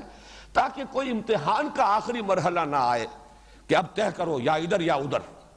اس سے بچنے کے لیے ان کی کوشش ہوتی ہے کوئی مفاہمت ہو جائے، کچھ گیو اینڈ ٹیک ہو جائے، کچھ ادھر کی مان لی جائے، کچھ ادھر کی مان لی جائے، خام خواہ کا زیادہ تصادم اور کشاکش نہ ہو۔ اصل میں تو ان کے پیش نظر ہے اپنا تحفظ، جان و دل عزیز ہے، انہیں یہ کہ اپنے مفادات عزیز ہیں، یا یہ کہ اگر کوئی چودراہٹ ہے، کوئی منصب حاصل ہے، وہ چودراہٹ اور منصب کو چھوڑنے پر طبیعت آمادہ نہیں ہے، لیکن نام وہ لیں گے صلح کا، مصالحت کا، رواداری کا، دونوں باتیں جو ہے وہ ماننی چاہیے۔ یہ تیسرا طبقہ جو ہے ہر دور میں رہا ہے، اور ہمیشہ جب بھی کسی معاشرے میں کوئی نئی دعوت سامنے آئے گی، بالخصوص جو انقلابی ہو، یعنی ایک ایسی دعوت بھی ہو سکتی ہے جو صرف ایک علمی اور فکری ایک خیال ہے، ایک نظریہ ہے، جس کا اس ملک میں، اس علاقے میں جو نظام قائم ہے اس پر کوئی اثر نہیں پڑتا، وہ ایک طرح کا کلٹ ہے، وہ ایک طرح کا نظریاتی سا بس معاملہ ہے، اسکول آف تھاٹ ہے۔ لیکن ایک یہ ہے کہ جس سے کہ نظام پر زد پڑ رہی ہو، نظام کہنا کے پاس بانو، یہ معرض انقلاب میں ہے۔ جب انقلابی دعوت آتی ہے تو وہاں ظاہر بات ہے کہ کشاکش شدید ہوگی، پولرائزیشن کہہ لیجئے، وہ بہت ہی واضح ہوگا، نمایاں ہوگا۔ جیسا کہ میں نے عرض کیا، کچھ لوگ ہرچہ باد آباد کے انداز میں اس کو تسلیم کریں گے، قبول کریں گے، کچھ لوگ صریح اور کھلم کھلا مخالفت اور دشمنی پر اڑ جائیں گے، اور کچھ لوگ یہ بیچ کے طبقات میں ہوں گے۔ چنانچہ مکی دور میں بھی ایسا ہی ایک کردار ہے۔ ویسے تو ظاہر بات ہے کہ میں نے یہ اس سے پہلے آخری جو حصے کے درس میں دے چکا ہوں اور ریکارڈ ہو چکے ہیں، میں تفصیل سے بیان کیا ہے۔ ایک کردار ابو جہل کا تھا، کھلم کھلا معاند، سامنے سے حملہ کرنے والا۔ ایک کردار ابو لہب کا تھا، ہر خیر سے، ہر خوبی سے بالکل خالی۔ ایک ولید بن مغیرہ کا تھا۔ ولید بن مغیرہ جو ہے مصالحت، مفاہمت، ودو لو تدہنو فیدہنون، یہ جو سورہ نون میں آیا ہے، اور اللہ تعالیٰ کا سب سے زیادہ غضب اس تیسرے کردار پر بھڑکا ہے۔ فلا تطع المکذبین ودو لو تدہن فیدہنون ولا تطع کل حلاف مہین ہماز مشاء بنمیم مناع للخیر معتد اثیم عتل بعد ذلک زنیم ان کان ذا مال وبنین اذا تتلی علیہ آیاتنا قال اساطیر الاولین سنسمہ علی الخرطوم۔ بڑے سخت الفاظ ہیں، مذمت کے لیے بھی بہت ہی اسٹرانگ ورڈز ہیں جو قرآن نے استعمال کیے ہیں، اور تقریباً اجماع اس پر کہ یہ ولید بن مغیرہ کا کردار ہے۔ مصالحانہ، کچھ دو کچھ لو، کچھ اپنی منوا لو محمد، کچھ اپنی قوم کی مان لو۔ یہ تصادم، یہ فساد، آخر اس کا کیا فائدہ ہے؟ گھر گھر جو ہے میدان جنگ کا نقشہ ہو گیا، آپس میں بھائی لڑ گئے، آپس میں اولاد اور والدین کے مابین جدائی ہو گئی ہے۔ تو یہ تیسرا کردار مکے میں بھی تھا، مصالحت کے نام پر، رواداری کے نام پر، مفاہمت کے نام پر، کچھ گیو اینڈ ٹیک کے ذریعے سے آپس میں صلح کرنے کا انداز، اور یہی پھر مدینے کے اندر بھی آیا ہے۔ اور اس میں جیسا کہ میں نے عرض کیا، اس میں یہود بھی تھے، وہ کس انداز میں تھے وہ ابھی میں عرض کروں گا، اور اس میں وہ منافقین بھی تھے۔ اور نفاق جو ہے در حقیقت مدینے میں یہ انڈر گروتھ ہے، جیسے بڑے بڑے درختوں کے نیچے گھاس اور کچھ اور پودے چھوٹے چھوٹے اگاتے ہیں، تو یہ مدینے میں جو نفاق کی فصل جو ہے اپجی ہے، تو یہ در حقیقت علماء یہود ہی کے زیر اثر، انہی کے انڈر گروتھ کی حیثیت سے۔ اب آئیے ہم اس کے ایک ایک لفظ کے حوالے سے، ایک ایک آیت کے حوالے سے بات کرتے ہیں۔ وَمِنَ النَّاسِ مَن يَقُولُ آمَنَّا بِاللَّهِ وَبِالْيَوْمِ الْآخِرِ وَمَا هُمْ بِمُؤْمِنِينَ۔ من تبعیضیہ ہے، لوگوں میں سے بعض ایسے بھی ہیں۔ چونکہ یہاں ناس کا لفظ پہلی مرتبہ اب آ رہا ہے قرآن حکیم میں، جو اب ہم نے دوبارہ پڑھنا شروع کیا ہے، تو اس کی بھی تھوڑی سی وضاحت میں آپ کے سامنے کر دوں۔ انس اور انسان، جس کے لیے یہ اسم جمع ہے الناس، اس کے بارے میں تین آراء ہے کہ اس کا اصل مادہ کیا ہے۔ ایک رائے یہ ہے کہ یہ نسیان سے بنا ہے، بھول جانا، اور یہ رائے حضرت ابن عباس رضی اللہ تعالی عنہما سے مروی ہے۔ سمی انسانا لأنہ عہد الیہ فنسی، یہ سورہ طٰہٰ میں ذکر موجود ہے کہ ہم نے آدم سے ایک عہد لیا تھا لیکن وہ بھول گئے، فنسی۔ تو اس سے یہ افعلان کے وزن پر انسیان اصل لفظ ہے، جس میں سے ایک یہ جو ہے درمیان میں سے حذف ہو گئی تو انسان بن گیا۔ ایک رائے یہ ہے، یہ مبالغے کا وزن ہے افعلان کے وزن پر۔ دوسری رائے یہ کہ یہ انس سے بنا ہے، انس باہمی محبت، معانست، ایک دوسرے کی طرف ایک دوسرے سے ایک قرب اور تعلق۔ انس تو یہ اردو میں عام معروف شے ہے، اور اسی سے یہ بات ذہن میں رکھیے کہ انسان کے بارے میں مانا جاتا ہے کہ یہ گریگوریس اینیمل ہے، یہ مدنی الطبع حیوان ہے، مل جل کر رہنا جو ہے آپس میں مانوس ہو کر، یہ گویا کہ اس کی طبیعت کا ایک حصہ ہے۔ تیسری رائے یہ کہ آنسا کا لفظ آتا ہے دیکھنے کے معنی میں، وآنس جانب طور الایمن نارا، حضرت موسیٰ علیہ السلام کے بارے میں آیا ہے کہ انہوں نے طور کے ایک طرف ایک جانب جو ہے آگ دیکھی، تو انہوں نے پھر اپنے اہل و عیال سے کہا کہ تم یہاں ذرا انتظار کرو، میں جاتا ہوں۔ تو آنسا تو اس کے معنی ہے دیکھنا۔ تو انسان در حقیقت بمقابلہ جن کا مادہ ہی جیم نون نون یہ آتا ہے مخفی شے کے لیے، وہ چونکہ غیر مرئی مخلوق ہے، نظر نہیں آتے، اس لیے وہ جن کہلاتے ہیں۔ انسان اس لیے کہلاتا ہے کہ وہ مرئی ہے، نظر آتا ہے، دیکھا جا سکتا ہے۔ تو تیسری رائے یہ ہے۔ اب انس کی جمع اناسی ہے، اناسی یا کثیرہ قرآن حکیم میں ایک مقام پر آیا ہے، اور پھر اسی پر اگر الف لام لگتا ہے تو گویا کہ الاناس کے بجائے یہ الناس یہ لفظ ہے، یہ گویا کہ اس کی جو ہے اس کی لغوی بحث جو ہے وہ میں نے آپ کے سامنے پیش کر دی۔ وَمِنَ النَّاسِ، اور لوگوں میں سے کچھ ایسے بھی ہیں، مَن يَقُولُ آمَنَّا بِاللَّهِ وَبِالْيَوْمِ الْآخِرِ وَمَا هُم بِمُؤْمِنِينَ، جو دعویٰ کرتے ہیں کہ ہم ایمان رکھتے ہیں اللہ پر اور یوم آخر پر، درحال کہ وہ مومن نہیں۔ یہ رکھتے ہیں کہ ترجمہ در حقیقت اس تعویل خاص کے اعتبار سے ہے۔ یہود کا دعویٰ یہ تھا کہ اے مسلمانوں، ہم پہلے سے مانتے ہیں اللہ کو اور اس کی توحید کو، ہم پہلے سے ایمان رکھتے ہیں آخرت پر، بعث بعد الموت پر، لہذا ہمیں مومن مانو، ہم بھی مومن ہیں۔ کوئی ضروری بات نہیں ہے محمد پر ایمان لانا صلی اللہ علیہ وسلم۔ بظاہر یہ بات بڑی مضبوط سی بھی لگتی ہے کہ اصولی باتیں تو یہی دو ہیں، باقی تو ایک شخص کا معاملہ ہے، شخص معین کو مانا جائے یا نہ مانا جائے۔ ایمانیات ثلاثہ میں سے اصولی اعتبار سے اگر غور کیا جائے، اللہ کو مان لیا جائے توحید کے ساتھ، آخرت کو مان لیا جائے، قانون مکافات و مجازات کو تسلیم کر لیا جائے، اعمال کے نتائج نکلیں گے، تو در حقیقت وہ جو ایک آیہ مبارکہ میں ہے قالوا انا للہ و انا الیہ راجعون، یہی دو ایمان ہے کہ جو جمع کیے گئے، انا للہ و انا الیہ راجعون، معلوم ہوا ایک اللہ پر ایمان اور ایک اللہ کی طرف لوٹ کر جانے پر یقین، یہ دو چیزیں ہیں اصل میں۔ باقی یہ کہ باقی چیزیں اشخاص کا معاملہ جن کی کوئی خاص اہمیت نہیں ہے۔ میں خاص طور پر اس بات کا تذکرہ اس لیے کر رہا ہوں کہ ہمارے ہاں تفسیری ایک بہت بڑا مسئلہ اور اشکال رہا ہے۔ سورہ بقرہ کی آیت نمبر 62، سورہ مائدہ کی آیت نمبر 69، ان الذین آمنوا والذین ہادوا والنصارى والصابئین من آمن باللہ والیوم الآخر وعمل صالحا فلہم اجرہم عند ربہم ولا خوف علیہم ولا ہم یحزنون۔ ان دونوں مقامات پر بھی سورہ مائدہ کی آیت نمبر 69 یہی مضمون، اور سورہ بقرہ ہی میں آگے چل کر آیت نمبر 62 آ جائے گی، وہاں پر بھی ایمان برسالت کا ذکر نہیں ہے۔ جو لوگ یہ کہتے ہیں، جو ایمان لائے، خواہ وہ محمد پر ایمان لانے والے ہیں یا وہ یہودی یا نصارہ یا صابی، جو بھی ایمان لایا اللہ پر اور یوم آخر پر اور جس نے نیک عمل کیے، تو ان کا اجر ان کے رب کے پاس محفوظ ہے، اور وہ ان کے لیے نہ کوئی حزن سے وہ دو چار ہوں گے اور نہ کوئی خوف ہے۔ تو اس پر بہت سے لوگوں نے ڈیرا لگایا ہے کہ ایمان برسالت کی ضرورت نہیں ہے۔ یہ دو مقامات ہیں جن کے اوپر ایمان باللہ اور ایمان بالآخرہ اور اس کا نتیجہ عمل صالح، یہ دونوں چیزیں اگر ہو گئی ہیں تو پھر انسان کی نجات ہو جائے گی۔ تو اس کے ڈانڈے ملتے ہیں یہود کے اس فکر کے ساتھ جو اس آیت میں آ رہا ہے، وَمِنَ النَّاسِ مَن يَقُولُ آمَنَّا بِاللَّهِ وَبِالْيَوْمِ الْآخِرِ وَمَا هُم بِمُؤْمِنِينَ۔ لوگوں میں سے کچھ وہ بھی ہیں جو کہتے ہیں، اس لیے میں نے ترجمے کیے تھے، یہ منافقین پر منطبق کی جائے آیت تو اس کا ترجمہ یوں ہوگا کہ لوگوں میں کچھ ایسے بھی ہیں جو کہتے ہیں ہم ایمان لے آئے اللہ پر اور یوم آخر پر، درحال کہ وہ ایمان نہیں لائے۔ لیکن اگر یہود کا قول، اور جیسا کہ میں نے عرض کیا زیادہ مناسبت معلوم ہو رہی ہے اس تعویل خاص کے ساتھ کہ یہود وہ حضور صلی اللہ علیہ وسلم پر ایمان نہیں لا رہے تھے،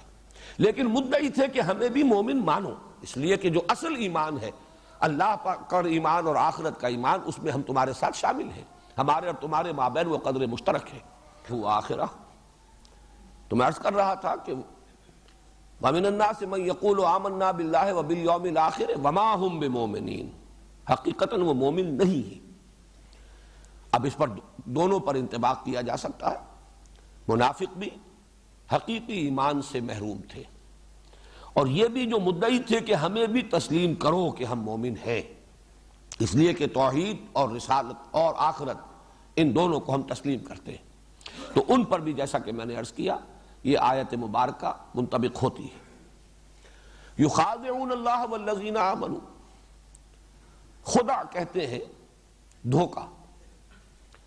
ظاہری چال، جس کے لیے بڑے پیارے الفاظ ہیں۔ ویسے تو یہ کہ غالباً یہ حدیث نبوی ہے، الحرب خدعۃ، یا یہ کہ کوئی حکیمانہ قول ہے، اور اس کے لیے بڑی پیاری یہ مثال ہے کہ کجامی نمائی کجامی زنی، جب وہ دوبدو جنگ ہوا کرتی تھی تو اس میں یہی سب سے بڑی چال ہوتی تھی کہ آپ اپنے مقابل کو دھوکہ دیں کہ شاید یہ ادھر سے وار کر رہا ہے لیکن وار کسی اور طرف سے ہو جائے، تو یہ در حقیقت چال اور دھوکہ، الحرب خدعۃ۔ یہاں پر جو یہ لفظ آیا ہے تو ایک تو یخادعون، یہ باب مفعلہ ہے، مفعلہ میں دو فریق ایک دوسرے کے مقابلے میں ہوتے ہیں، مقاتلہ، یہ اس کو قتل کرنا چاہتا ہے، یہ اس کو قتل کرنا چاہتا ہے، لیکن یہ کہ ضروری نہیں ہے کہ یہ قتل کر سکے، لہذا ترجمہ میں نے کیا تھا یخادعون، کوشش کر رہے ہیں دھوکہ دینے کی، یخادعون اللہ والذین آمنوا، یہ کوشش کرتے ہیں دھوکہ دینے کی اللہ کو اور اہل ایمان کو۔ اللہ کو دھوکہ دینا کس معنی میں ہے؟ یہ میرے لیے ایک لمحہ فکریہ رہا کہ ظاہر بات ہے کہ کوئی انسان بھی، چاہے وہ منافق ہو اور چاہے وہ یہود میں سے ہو، یہ گمان تو نہیں کر سکتا کہ اللہ کو دھوکہ دیا جا سکتا۔ جو بھی کسی بھی درجے میں اللہ کو مانتا ہو اور اس کی صفات کا علم رکھتا ہو کہ علی کل شیء قدیر ہے، وہ ہر چھپی بات کا جاننے والا ہے، میرے نزدیک یہاں مراد ہے رسول کو دھوکہ دینا۔ اللہ اور رسول در حقیقت دونوں مل کر ایک وحدت بن جاتے ہیں، بریکٹڈ ہے۔ اللہ کو دھوکہ دینا، رسول کو دھوکہ دینا، در حقیقت اللہ کو دھوکہ دینا ہے۔ وَمَن يُطِعِ الرَّسُولَ فَقَدْ أَطَاعَ اللَّهَ، جو اطاعت کرتا ہے رسول کی در حقیقت اس نے اطاعت کی اللہ کی۔ ان الذین یبایعونک انما یبایعون اللہ ید اللہ فوق ایدیہم، اے نبی جو لوگ آپ سے بیعت کر رہے ہیں حقیقت میں وہ اللہ سے بیعت کر رہے ہیں، اللہ کا ہاتھ ان کے ہاتھوں کے اوپر ہے۔ بظاہر تو یہ دو ہی ہاتھ ہیں، آپ کا دست مبارک ہے اور آپ کے ہاتھ پر بیعت کرنے والے کا ہاتھ ہے، لیکن ایک تیسرا ہاتھ بھی ہے، ید اللہ فوق ایدیہم۔ تو یہاں یخادعون اللہ سے مراد میرے نزدیک واللہ عالم یہاں یہ ہے کہ یہ اللہ کے رسول کو دھوکہ دینے کی کوشش کر رہے ہیں، اور اللہ کے رسول کو دھوکہ دینا در حقیقت اللہ کو دھوکہ دینا ہے۔ والذین آمنوا، اور اہل ایمان کو، وما یخدعون الا انفسهم، اب یہاں یہ ثلاثی مجرد سے آیا ہے، خدع یخدع، اور اس میں یقیناً جیسے قتل یقتل، قتل کر دیا، تو یہ گویا کہ حتمی اور یقینی بات کے لیے ہے، جبکہ مخادعت جو ہے وہ دھوکہ دینے کی کوشش ہے، کوشش میں ہے کہ دھوکہ دیں اللہ کو یعنی اللہ کے رسول کو اور اہل ایمان کو، اور نہیں دھوکہ دے رہے مگر صرف اپنے آپ کو، یہ خود دھوکے میں آ گئے، فریب میں آ گئے، یہ سمجھ رہے ہیں کہ ہماری یہ چال جو ہے ہمارے حق میں مفید ہوگی، درحال ہے کہ یہ اپنے لیے کانٹے بو رہے ہیں، اپنی عاقبت برباد کر رہے ہیں، اپنی تباہی کا سامان فراہم کر رہے ہیں۔ وما یشعرون، اور انہیں اس کا شعور نہیں ہے۔ شعور ویسے تو لفظ بنیادی طور پر جو کوئی شے جو محسوس ہو، محسوس شے کے لیے ہے کہ یہ شعور، اس کا احساس، حواس خمسہ کے ذریعے سے کسی چیز کا احساس حاصل ہو جائے، یہ شعور ہے، لیکن اس سے آگے بڑھ کر اس کے مفہوم میں غور، فکر، سوچ، معنوی حقیقت کا ادراک، یہ سب اس کے، یہ لفظ جو ہے ان سب کا احاطہ کر لیتا ہے۔ وما یشعرون، انہیں اس کی سمجھ نہیں ہے، یا وہ سمجھتے نہیں ہیں، یہ ترجمہ کیا تھا شیخ الہند نے، یا انہیں شعور نہیں ہے۔ اس اعتبار سے میں چاہتا ہوں کہ یہاں ایک لفظ کے حوالے سے نفاق کی دو قسمیں آپ کے سامنے یہی واضح ہو جانی چاہیے۔ ان آیات میں دو مرتبہ آیا وما یشعرون، وما یشعرون۔ نفاق ایک رہا ہے شعوری نفاق، جان بوجھ کر نفاق، جس کی کہ مثال ہے سورہ آل عمران کی آیت نمبر 72، وقالت طائفۃ من اہل الکتاب آمنوا بالذی انزل علی الذین آمنوا وجہ النہار واکفروا آخرہ لعلہم یرجعون۔ یہ سازش تھی اہل کتاب میں سے کچھ لوگوں نے، یہود کی ایک گروہ نے، جماعت نے یہ طے کیا کہ بھائی ایسا کرتے ہیں، یہ ایمان کی جو ساکھ بہت قائم ہو گئی ہے، جو ایک دفعہ محمد کے دامن میں آ جائے چاہے اس کے ٹکڑے کر دیے جائیں وہ وہاں سے ہلتا نہیں ہے، کسی طرح بھی اس تعلق کو توڑنے پر جو ہے آمادہ نہیں ہوتا، ہر شے جو ہے قربان کرنے کو تیار ہے۔ تو یہ جو ساکھ بن گئی ہے اس کو توڑنے کا ایک ذریعہ ہے اور ایک شکل ہے، صبح کے وقت ایمان کا اعلان کرو، بھئی ہم بھی ایمان لائے قرآن پر، محمد پر صلی اللہ علیہ وسلم، اور شام کو مرتد ہو جاؤ۔ اور میں اس میں اضافہ کر رہا ہوں کہ یقیناً وہ پورا دن حضور کی صحبت ہی میں گزارتے ہوں گے تاکہ لوگوں پر یہ اثر ڈالے کہ بھئی ہم تو بہت قریب جا کر دیکھا ہے، کچھ نہیں، دور کے ڈھول سہانے ہیں، دور سے اچھے لگتے ہیں، ہم تو دیکھیے ایمان لائے تھے، ہم گئے تھے ان کی محفل میں بیٹھے، انہیں قریب سے دیکھ لیا، کچھ نہیں، کوئی حقیقت نہیں، اس لیے واپس آ گئے۔ لعلہم یرجعون، اس سے ہو سکتا ہے کہ وہ بھی لوٹ آئیں، ان کے دلوں میں بھی کوئی نہ کوئی شبہ تو پیدا ہو ہی جائے گا کہ بھائی یہ بڑے سمجھدار لوگ تھے، بڑے ثقہ لوگ تھے، اور یہ آئے تھے بڑے خلوص کے ساتھ، اور یہ کچھ پورا دن بھر رہے ہیں محمد کی صحبت میں صلی اللہ علیہ وسلم، ضرور کچھ نہ کچھ دیکھا ہی ہوگا نا، آخر یوں تو انسان نہیں ساتھ چھوڑتا، تو کچھ نہ کچھ شبہ کچھ نہ کچھ لوگوں کے دلوں میں تو ہم پیدا کرنے میں کامیاب ہو جائیں گے۔ اب ظاہر بات ہے کہ اس کا تجزیہ کیجئے کہ جس شخص نے اس سازش کے طور پر اس نے صبح ایمان کا اعلان کیا اور شام کو مرتد ہونے کا اعلان کیا، تو چند گھنٹے جو اس نے گزارے ہیں قانونی اعتبار سے اسلام میں گزارے ہیں، لوگوں نے یہی سمجھا یہ مومن ہوگا، ایمان لے آئے، لیکن انہیں یہ معلوم تھا کہ ہم یہ سب کچھ محض دھوکہ دینے کے لیے کر رہے ہیں، گویا کہ ایمان کی کوئی رمق کسی درجے میں بھی ایک لمحے کے لیے بھی ان کے دل میں داخل تو کیا ہوتی، ان کے قریب بھی نہیں پھٹکی، اس لیے کہ انہیں معلوم ہے یہ سازش ہے، یہ بہروپ ہے جو ہم بھر رہے ہیں، کسی درجے میں بھی ہم ایمان نہیں لائے، یہ ان کے علم میں ہے۔ یہ ہے شعوری نفاق۔ جیسے کوئی ہندوستانی کوئی جاسوس وہ مسلمان بن کر آ جائے، اور اس کی خبریں آتی رہی اخبارات میں، آپ نے سنا ہوگا کہ کوئی جاسوس ہے اور وہ امام مسجد بن کر سال ہا سال تک کسی بارڈر کے کسی گاؤں کے اندر جو ہے سرحدی گاؤں میں وہ امامت کرتا رہا مسجد میں، بعد میں معلوم ہوا جاسوس ہے۔ ظاہر ہے جو اس کام کے لیے آئے گا وہ تو پوری طرح تیار ہو کر آئے گا، ختنہ کرا کے آئے گا، قرآن یاد کر کے آئے گا، نماز سیکھ کر آئے گا، لیکن انہیں پتا ہے کہ ہم کیا ہیں، ہم ایمان نہیں لائے۔ یہ شعوری نفاق جو ہے یہ واقعہ یہ ہے کہ یہ بہت کم اور بہت شاذ تھا۔ اکثر و بیشتر نفاق جو ہے وہ غیر شعوری تھا کہ لوگوں کو خود اندازہ نہیں ہوتا تھا کہ ہم منافق ہیں، وہ اپنے آپ کو سمجھتے تھے کہ ہم ٹھیک ٹھاک لوگ ہیں، ہم نے مانا ہے، البتہ یہ کہ کیا ضروری ہے کہ ہر بات مانی جائے، کیا ضروری ہے کہ ہر مرحلے پر جب پکارا جائے ہم حاضر ہو جائیں، کیا ضروری ہے کہ محمد کی ہر بات کو مانے صلی اللہ علیہ وسلم، بلکہ یہ کہ آخر دائیں بائیں دیکھ کر چلنا چاہیے، آگے پیچھے دیکھنا چاہیے، تحفظ جان و مال جو ہے وہ بھی ضروری ہے۔ اس اعتبار سے میں عرض کر رہا ہوں کہ مکی نفاق اس نوعیت کا تھا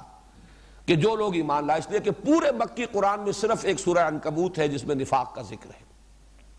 اور وہ ذکر آیا ہے آزمائشوں کے ذیل میں۔ سورہ عنکبوت کا آغاز ہی ہوتا ہے، وہ بھی الف لام میم سیریز کی صورت ہے، الف لام میم احسب الناس ان یترکوا ان یقولوا آمنا وهم لا یفتنون ولقد فتنا الذین من قبلهم فلیعلمن اللہ الذین صدقوا ولیعلمن الکاذبین۔ کیا لوگوں نے یہ سمجھا تھا کہ صرف یہ کہنے سے کہ ہم ایمان لے آئے چھوٹ جائیں گے، نجات ہو جائے گی، اور انہیں آزمایا نہ جائے گا، انہیں بھٹیوں میں سے گزارا نہ جائے گا، انہیں امتحان اور ابتلا کی کٹھالی میں سے گزرنا نہیں پڑے گا؟ حالانکہ ہم نے تو ان سے پہلے جو بھی آیا اس کوچے میں جس نے ایمان کا دعویٰ کیا ہم نے اسے آزمایا، وَلَقَدْ فَتَنَّا الَّذِينَ مِن قَبْلِهِمْ فَلَيَعْلَمَنَّ اللَّهُ الَّذِينَ صَدَقُوا وَلَيَعْلَمَنَّ الْكَاذِبِينَ۔ تو اللہ تو ظاہر کر کے رہے گا کہ کون سچے ہیں، حقیقی مومن ہیں، اور کون جھوٹ موٹ کے مومن بن گئے ہیں، جھوٹا دعویٰ ایمان کر رہے ہیں۔ اسی رکوع میں پہلا رکوع ہے یہ سورہ عنکبوت کا، آگے چل کر آتا ہے، اس کا تقابل کر لیجئے اس مقام سے، وَمِنَ النَّاسِ مَن يَقُولُ آمَنَّا بِاللَّهِ فَإِذَا أُوذِيَ فِي اللَّهِ جَعَلَ فِتْنَةَ النَّاسِ كَعَذَابِ اللَّهِ وَلَئِن جَاءَ نَصْرٌ مِّن رَّبِّكَ لَيَقُولُنَّ إِنَّا كُنَّا مَعَكُمْ أَوَلَيْسَ اللَّهُ بِأَعْلَمَ بِمَا فِي صُدُورِ الْعَالَمِينَ وَلَيَعْلَمَنَّ اللَّهُ الَّذِينَ آمَنُوا وَلَيَعْلَمَنَّ الْمُنَافِقِينَ۔ پورے مکی قرآن میں مکی صورتوں میں صرف یہ ایک مقام ہے جہاں لفظ منافق آیا ہے۔ لوگوں میں سے کچھ ایسے بھی ہیں جو دعویٰ تو کر بیٹھتے ہیں ہم ایمان لائے اللہ پر، لیکن جب اللہ کی راہ میں اب ایذا پہنچتی ہے، تکلیف آتی ہے، مصیبت آتی ہے، امتحان اور آزمائش کی بھٹی میں سے گزرنا پڑتا ہے، تو وہ لوگوں کی طرف سے ڈالی ہوئی آزمائش سے ایسے گھبرا اٹھتے ہیں جیسے اللہ کے عذاب سے، پسپائی اختیار کرتے ہیں، حوصلے جواب دے جاتے ہیں، اعصاب ڈھیلے پڑ جاتے ہیں۔ فرمایا اور اگر تیرے رب کی مدد آ جائے وَلَئِن جَاءَ نَصْرٌ مِّن رَّبِّكَ لَيَقُولُنَّ إِنَّا كُنَّا مَعَكُمْ، اگر سہولت کا وقت آ جائے تو یہی لوگ پھر آ کھڑے ہوں گے اور کہیں گے ہم بھی آپ کے ساتھ تھے، مال غنیمت میں سے تو ہمیں بھی حصہ ملنا چاہیے۔ أَوَلَيْسَ اللَّهُ بِأَعْلَمَ بِمَا فِي صُدُورِ الْعَالَمِينَ، تو کیا اللہ تعالیٰ خوب واقف نہیں اس سے کہ جو لوگوں کے سینوں کے اندر ہے، جہان والوں کے سینوں کے اندر پنہا۔ وَلَيَعْلَمَنَّ اللَّهُ الَّذِينَ آمَنُوا وَلَيَعْلَمَنَّ الْمُنَافِقِينَ، اور اللہ تعالیٰ تو ظاہر کر دے گا ان کو جو حقیقتاً مومن ہے، اور کھول دے گا، پردہ چاک کر دے گا ان کا کہ جو منافق ہے۔ یہ نفاق جو ہے، یہ یوں سمجھیے کہ ضعف ارادہ، قوت ارادی کی کمی۔ آدمی چلنا چاہتا ہے، ایک بات اچھی لگی ہے، بات اچھی ہے، صحیح ہے، دل گواہی دیتا ہے کہ حق ہے، چلو بھائی قبول کر لو، قبول کر لیا، لیکن اب آئی آزمائش، اب رشتے ٹوٹے، اب گھر سے نکالا جا رہا ہے، اب ماریں پڑ رہی ہیں، اب اعصاب ڈھیلے پڑ گئے، وہ عزیمت اور ہمت کی کمی، قوت ارادی کا ضعف، یہ ہے در حقیقت وہ چیز کہ جس کا تذکرہ کیا گیا ہے سورہ عنکبوت میں۔ مدینہ منورہ میں آ کر اس میں ایک اور شے کا اضافہ ہوا، جہاں شعوری نفاق بھی شروع ہو گیا، جیسے کہ اس مثال میں دے چکا ہوں، یعنی سازشی نفاق کہ محض دھوکہ دینے کے لیے ایمان کا اعلان کیا جائے، وہاں اس میں ایک اور چیز کا اضافہ ہوا۔ اب قبائلی سطح پر فیصلے ہو رہے تھے، ایک گھرانہ طے کرتا ہے کہ بھائی اب چلیو ایمان لے آؤ، ٹھیک ہے، جیسے کہ کہیں آخری دور میں جب کہ فتح آ گئی ہے، جب وقت آیا ہے، اور یدخلون الناس فی دین اللہ ورایت الناس یدخلون فی دین اللہ افواجا، فوج در فوج آئے ہیں، تو ظاہر بات ہے کہ ہر شخص کے دل میں وہ یقین والا ایمان تو نہیں داخل ہو گیا تھا۔ ایک قبیلے کی سطح پر طے کیا گیا کہ بھئی چلو اب ایمان لے آؤ چل کر، اب تو معاملہ ختم ہوا، اب اس نو یوز کنٹینیوئنگ ریزسٹنس، اب راستہ نہیں روکا جا سکتا محمد کا صلی اللہ علیہ وسلم۔ تو یقیناً اس وقت جو لوگ ایمان لاتے تھے ان میں مومن صادق بھی تھے، ان میں یقیناً منافق بھی ہوں گے کہ ٹھیک ہے اس وقت تو گردن جھکا لو، جب موقع آئے گا پھر دیکھیں گے۔ یہ گویا کہ وہ شعوری نفاق۔ اور کچھ ایسے لوگ بھی کہ جنہوں نے ٹھیک ہے بھئی سب بات تو اچھی ہے، چلو کوئی غلط بات تو ہے نہیں، بات تو ٹھیک ہے، دل گواہی دیتا ہے، فطرت کی بات ہے، ایمان لے آؤ۔ یہ لوگ کسی سنجیدہ فیصلے سے، انفرادی سطح پر سنجیدہ فیصلہ، سوچا سمجھا فیصلہ، یہ اور شے ہوتی ہے، اور ایک اجتماعی فیصلہ، ایک برادری کی سطح پر فیصلہ، ایک قبیلے کی سطح پر فیصلہ، اس میں شامل ہو جانا یہ دوسری بات ہے۔ اب ظاہر ہے کہ جب راستے کے اندر اب تکلیفیں آئیں گی، مصائب آئیں گے، تو پھر قدم ڈگمگائیں گے۔ تو یہ بھی ایک نفاق کی شکل تھی کہ جو مدینہ منورہ میں پیدا ہوئی۔ وہ سورہ حجرات کی آیت ذہن میں لے آئیے، قالت الاعراب آمنا قل لم تؤمنوا ولكن قولوا اسلمنا ولما يدخل الايمان في قلوبكم وان تطيعوا الله ورسوله لا يلدكم من اعمالكم شيئا ان الله غفور رحیم۔ یہ بدو کہتے ہیں ہم ایمان لے آئے، اے نبی ان سے کہیے تم ایمان نہیں لائے ہو، صرف یہ کہو کہ ہم مسلمان ہو گئے، ہم نے اطاعت قبول کر لی، ہم اسلام لے آئے، اور ابھی تک ایمان تمہارے دلوں میں داخل نہیں ہوا، لیکن اگر تم اللہ اور اس کے رسول کی اطاعت کرتے رہو گے، یعنی اگر دھوکہ تمہارے پیش نظر نہیں ہے، چاہے ایمان حقیقتاً ابھی دل میں داخل نہ ہوا ہو، لیکن اگر اطاعت کرو گے یہ ایمان بھی دل میں داخل ہو جائے گا، اس لیے کہ عمل سے بھی ایمان پیدا ہوتا ہے، اور اللہ تمہارے اعمال کے اجر و ثواب میں کوئی کمی نہیں کرے گا۔ لیکن جان لو حقیقی مومن کون ہے، انما المؤمنون الذین آمنوا باللہ ورسولہ ثم لم یرتابوا وجاہدوا باموالہم وانفسہم فی سبیل اللہ اولئک هم الصادقون۔ حقیقی مومن تو وہ ہے جو ایمان لائے اللہ پر اور اس کے رسول پر، پھر شک میں ہرگز نہیں پڑے، اور انہوں نے جہاد کیا اللہ کی راہ میں، کھپا دیے اپنے مال بھی اور اپنی جانیں بھی، صرف یہی ہے سچے مومن۔ تو یہ ہے در حقیقت نفاق کی مختلف صورتیں، جو وما یشعرون کے لفظ کے حوالے سے میں نے چاہا کہ یہیں پر واضح ہو جائے۔ فی قلوبہم مرض فزادہم اللہ مرضا ولہم عذاب علیم بما کانوا یکسبون۔ ان کے دلوں میں ایک روگ ہے بیماری ہے، اور اس بیماری کو معین نہیں کیا گیا وہ کون سی بیماری ہے۔ نوٹ کر لیجئے، یہود کا مرض اگر وہ تعویل خاص سامنے رکھیں کہ اس میں روح سخن یہود کی طرف ہے، تو وہ تکبر، ان کی ایک مذہبی چودراہٹ، اور تکبر ہی کا عکس ہے، اسی کا نتیجہ ہے حسد۔ یہ مقام ہم سے کیوں سلب ہوا؟ 2000 برس تک یہ ہمارا امتیازی مقام تھا، ہم تھے وحی اور نبوت کہ محبت ہم تھے، ہم پر، ہمارے اندر سے نبی اٹھتے رہے، کتابیں ہمیں دی گئیں، یہ چودراہٹ اور سیادت اس کے منصب پر ہم علماء اہل یہود ہم قائم، ہم فائز ہیں۔ آج یہ چیز ہم سے سلب کر کے دوسروں کو دے دی گئی، تو حسد، تو تکبر اور حسد در حقیقت ایک ہی تصویر کے دو رخ ہیں۔ ان کا مرض یہ تھا، اسی لیے یہاں پر لفظ مرض کو جو مبہم رکھا گیا، واضح نہیں کیا گیا۔ اور نفاق کا، منافقین کا اصل مرض کیا تھا؟ بزدلی، حب جان، حب مال، یا یوں کہیے حب دنیا۔ جان بھی عزیز ہے، مال بھی عزیز ہے، اسلام بھی عزیز ہے، لیکن یہ کہ اسلام کے لیے جان اور مال کی قربانی کھیلنا، یہ اس کے لیے تیار نہیں۔ ہو جائے کچھ، خود بخود ہو جائے، آپ سے آپ ہو جائے۔ مجھے لطیفے کے درجے میں بات یاد آ رہی ہے، ہمارے ایک ساتھی ہیں بزرگ، بہت ہی بزلہ سنج کراچی میں، وہ اس ایک بڑی تلخ حقیقت کو بہت ہی خوبصورت انداز میں بیان کیا کرتے ہیں۔ اللہ حق، رسول حق، قرآن حق، دین حق، لیکن پیٹ بر حق۔ یہ مسئلہ جب آتا ہے انسان کے سامنے، یہ سب حق ہیں، لیکن مالی نقصان برداشت کرنا، جان کا نقصان برداشت کرنا، جبکہ وہ لوگ کہ جو خرچ بعد آباد کی شان کے ساتھ آتے ہیں، تو علامہ اقبال کا وہ شعر بہت مشہور ہے، تو بچا بچا کے نہ رکھ اسے، تیرا آئینہ ہے وہ آئینہ کہ شکستہ ہو تو عزیز تر ہے نگاہ آئینہ ساز میں۔ لیکن جن کی یہ کیفیت نہیں، وہ جو غالب نے کہا کہ جس کو ہو جان و دل عزیز اس کی گلی میں جائے کیوں، لیکن کچھ لوگ اس گلی میں داخل تو ہو گئے ہیں، جان بھی عزیز ہے، مال بھی عزیز ہے،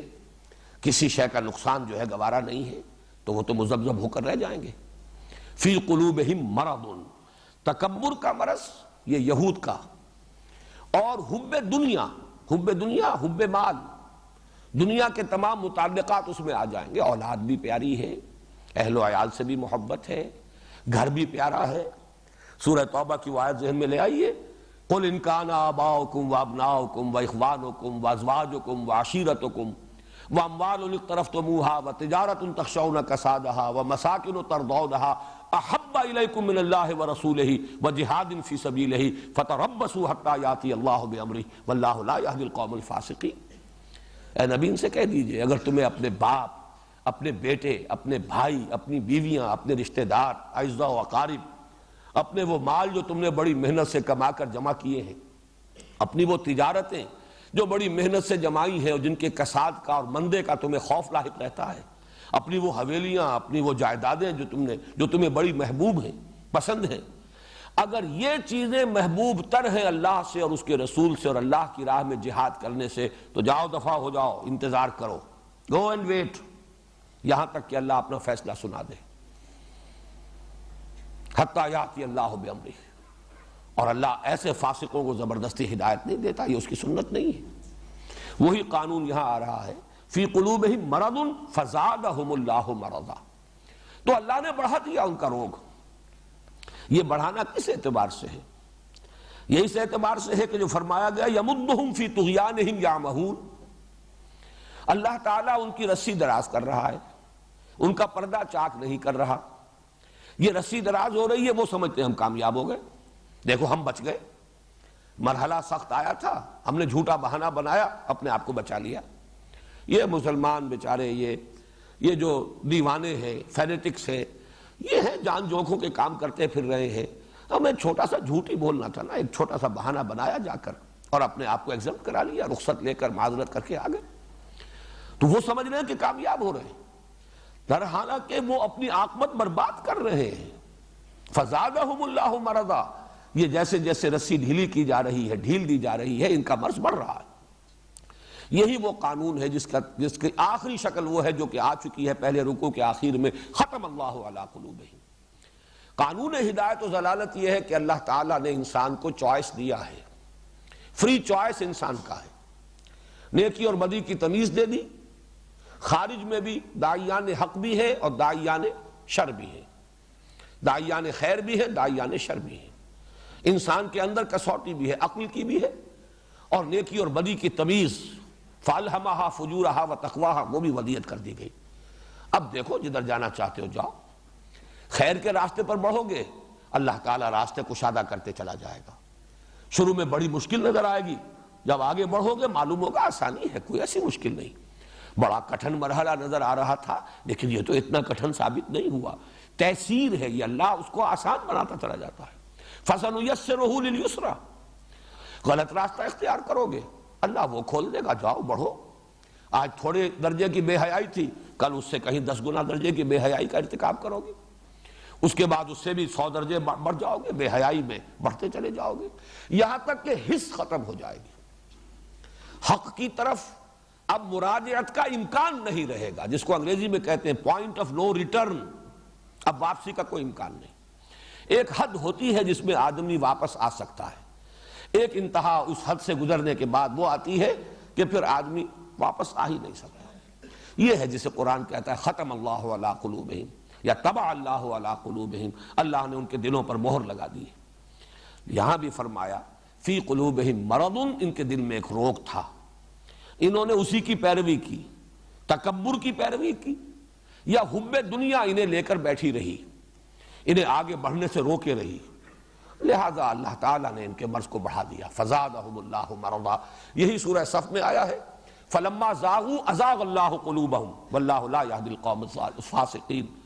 جب وہ ٹیڑھے ہو گئے اللہ نے ان کے دلوں کو بھی ٹیڑھا کر دیا۔ ٹیڑھ کی آخری انتہا وہی ہے ختم اللہ علی قلوبہم وطبع اللہ علی قلوبہم۔ تو یہاں فرمایا فی قلوبہم مرض، جیسا کہ میں نے عرض کیا یہ دونوں طرف اپلیکیبل ہے۔ علماء یہود کے دلوں میں اپنا پندار، تکبر، غرور، اور اس کی بنا پر مسلمانوں سے اور حضور سے حسد، اور دوسری طرف منافقین کا مرض حب دنیا، حب مال، حب اہل و عیال، حب جائیداد، یہ محبت ہے دنیا اور اس کے متعلقات کی محبت ہے۔ ایمان مجھے کھینچے ہے تو روکے ہے مجھے کفر، کعبہ میرے آگے ہے کلیسا میرے پیچھے، مذبذبین بین ذالک لا الہ ہؤلاء ولا الہ ہؤلاء، چلنا چاہتے بھی ہیں چل نہیں پاتے، ہمت نہیں، ہمت جواب دے جاتی ہے، ورنہ بات اچھی لگتی ہے، اچھی لگی تھی، بدنیتی سے نہیں آئے تھے، بدنیتی سے تو جو آئے تھے وہ میں مثال دے چکا، وہ شعوری منافق تھے جو سازش کے طور پر شامل ہوئے اور ایک وقت معین تک کا طے کر کے آئے تھے کہ اتنے عرصے رہیں گے۔ آمنوا بالذی انزل علی الذین آمنوا وجہ النہار وَاکْفُرُوا آخِرَهُ لَعَلَّهُمْ يَرْجِعُونَ، صبح کے وقت ایمان کا اعلان کرو، شام کو مرتد ہو جاؤ، واپس آ جاؤ، تو کچھ نہ کچھ کو تو اپنے ساتھ واپس لے ہی آؤ گے، گھسیٹ کر لے آؤ گے۔ وَلَهُمْ عَذَابٌ عَلِيمٌ بِمَا كَانُوا يَكْسِبُونَ، اور ان کے لیے دردناک عذاب ہے بسبب اس جھوٹ کے جو وہ بولتے رہے یا بسبب اس جھوٹ کے جو وہ کہتے رہے۔ یہ بڑا باریک سا فرق ہے،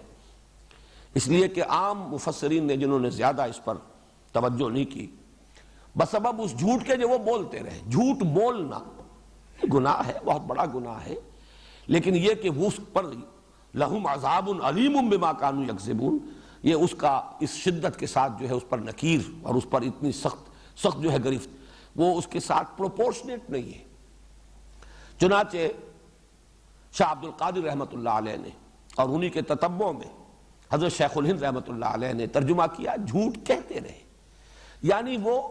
اپنے ایمان کا دعویٰ جو کر رہے تھے وہ جھوٹا تھا۔ ان کے ایمان کا دعویٰ، چاہے وہ یہود، وہ کہتے تھے بھی ہم بھی مومن ہیں،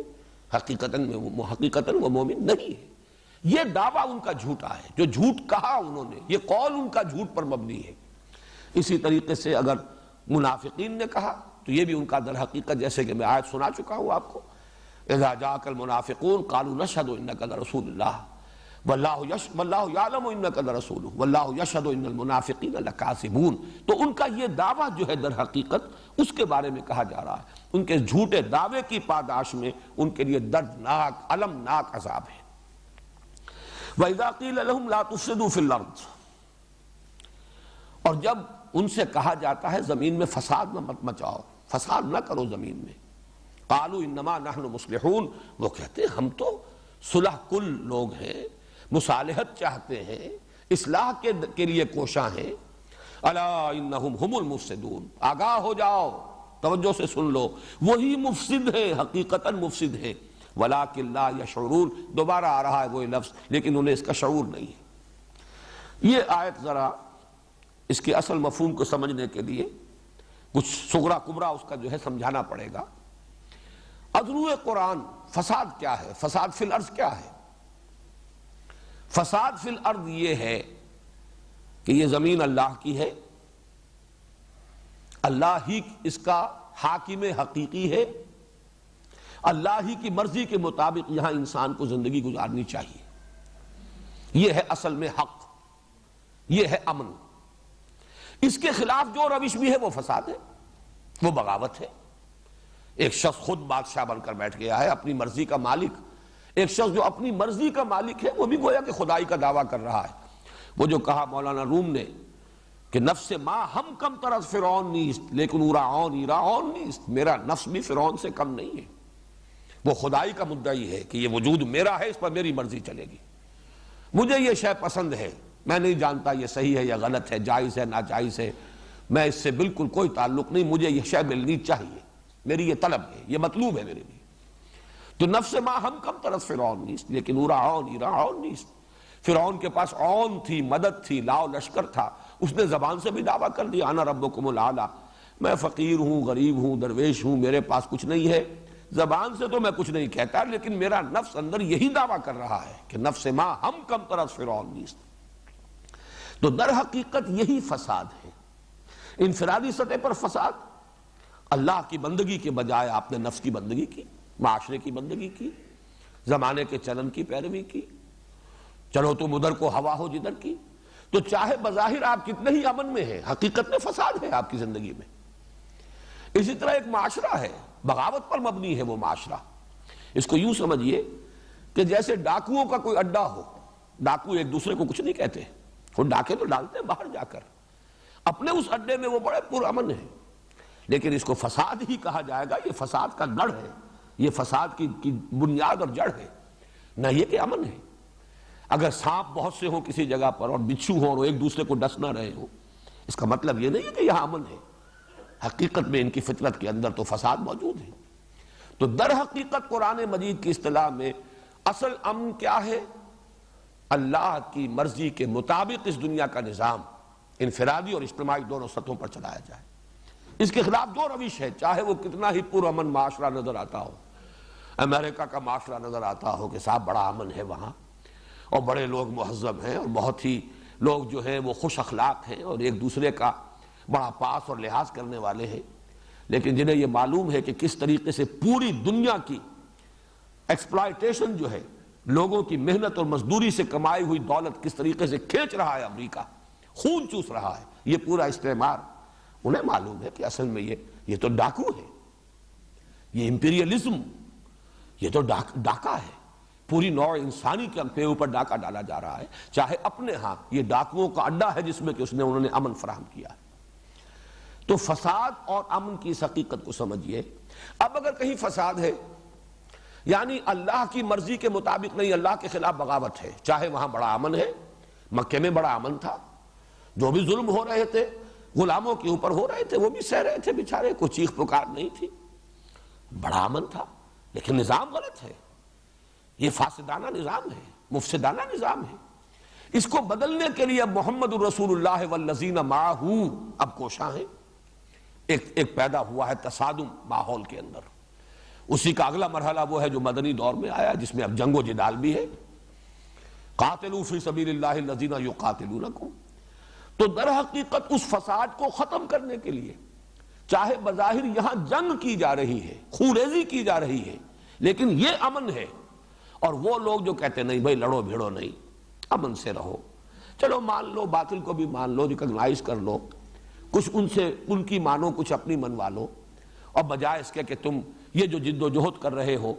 اس میں اپنا بھی نقصان کر رہے ہو، اپنا بھی تن من دھن، اپنی بھی قربانیاں، اپنے لیے بھی مصائب، اپنے لیے بھی مشکلات، اور دوسروں کا بھی بہرحال خون گر رہا ہے، خون ریزی ہو رہی ہے، اس کی بجائے اس سب کو چھوڑو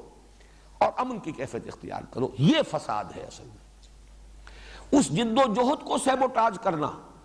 جو اس بغاوت فی الارض جو ہے اللہ تعالیٰ کے خلاف، اس کو رفع کرنے کے لیے اللہ کے وفادار بندے ایک جماعت اور ایک جمعیت کی شکل میں کھڑے ہو جائیں باطل کے ساتھ نبردآزمہ ہونے کے لیے. تو جو کوئی اب اس راستے میں رکاوٹ بنے گا، چاہے وہ مصالحت کے نام پر ہو، چاہے وہ صلح کل ہونے کے اعتبار سے ہو، چاہے وہ کہا جا رہا ہو کہ یہ لڑنا بھیڑنا کیا ہے، رواداری ہونی چاہیے، بڑے خوشنما عنوانات ہوں، لیکن حقیقت میں یہ فساد ہے. یہاں وہ کردار سامنے لے آئیے، منافقین کا کردار. اصل میں تو جان و مال عزیز تھے، میدان میں آنے کے لیے تیار نہیں تھے. رشتے بڑے عزیز تھے، رشتوں پر آنچ جو ہے وہ گوارا نہیں تھی. اور یہ جو حق کی تلوار آئی تھی تو رشتے کاٹ رہی تھی. باپ بیٹا جدا ہو رہا ہے، بھائی بھائی سے جدا ہو رہا ہے. اس اعتبار سے جب وہ اس کے خلاف کوشش کرتے تھے اور مومنین صادقین ان سے کہتے تھے وَإِذَا قِيلَ لَهُمْ لَا تُفْسِدُوا فِي الْأَرْضِ. غور کیجئے یہ فساد کون سا ہے؟ مت فساد مچاؤ زمین میں. وہ فساد یہ ہے کہ اصلاح فی الارض کی جو کوشش ہو رہی ہے اس کو سیبوٹاج نہ کرو، ساتھ دو. جس طریقے سے کہ دوسرے مومنین صادقین ساتھ دے رہے ہیں محمد کا صلی اللہ علیہ وسلم. جب تم بھی کہتے ہو کہ ہاں ہم توحید کو بھی مانتے ہیں اور آخرت کو بھی مانتے ہیں اور تورات کو مانتے ہو اور تورات کی تصدیق کرتے ہوئے یہ قرآن آیا، اس کو بھی مانو اور دست و بازو بنو. وہ حضور صلی اللہ علیہ وسلم کی پکار من انصاری اللہ، تو سب کے سب اب مددگار بنو تاکہ یہ اللہ کے خلاف جو بغاوت ہے زمین میں یہ فرو ہو اور اللہ کا نظام قائم ہو، اللہ کی حکومت قائم ہو، حق بحقدار رسید. اصل امن تب ہوگا. لیکن ان منافقین اور یہود دونوں کا کی روش، اس کے راستے میں رکاوٹیں ڈالنا، محمد الرسول اللہ والذین معہ کی جد و جہد کو سیبوٹاج کرنے کی کوشش ہے، جسے قرآن یہاں کہہ رہا ہے یہ فساد فی الارض ہے. اور وہ جواب میں کہہ رہے ہیں ہم تو مسلح ہیں، ہم تو چاہتے ہیں کہ یہ لڑائی بھڑائی نہیں ہونی چاہیے، خام خواہ کی خوریزی نہیں ہونی چاہیے، یہ اس طریقے سے کٹ جانا بھی کیا ضروری ہے. ٹھیک ہے رواداری ہونی چاہیے، ان کی بات بھی ٹھیک ہے، وہ اپنی جگہ پر خوش، ہم اپنی جگہ پر خوش. بات جو ہے ذرا میٹھے انداز میں صرف کی جانی چاہیے، بجائے اس کے کہ یہ تلخ انداز اختیار کیے جائیں، بجائے اس کے کہ کٹنے اور جڑنے کا عمل کیا جائے. اس کی بجائے یہ کہ مصالحت کی روش اختیار کی جائے. جیسا کہ میں عرض کر چکا ہوں ولید بن مغیرہ کا کردار مکی دور میں یہی تھا، اور یہاں مدینے میں آ کر یہود کا اور پھر منافقین کا ان کے زیر اثر کردار یہ تھا. چنانچہ کہا گیا وَإِذَا قِيلَ لَهُمْ لَا تُفْسِدُوا فِي الْأَرْضِ. جب ان سے کہا جاتا زمین میں فساد مت بچاؤ، اور فساد سے مراد مخالفت اللہ کے رسول اور ان کے ساتھیوں کی. ان کی مخالفت کرنے کی بجائے ان کے دست و بازو بنو، ان کے ساتھ دو. قالوا، وہ یہ کہتے ہیں انما نحن مسلمون، دیکھو بھائی ہم تو چاہتے ہی ہیں کہ بھائی چارے کی فضا برقرار رہے، یہ تصادم نہ ہو، یہ کشاکش نہ ہو، یہ خوریزی نہ ہو، یہ خام خواہ کا جو ہے ایک دوسرے سے کٹ جانا اچھا نہیں ہے. الا انہم ہم المفسدون. اب جو میں نے وضاحت کی ہے فساد کی وہ ڈیفینیشن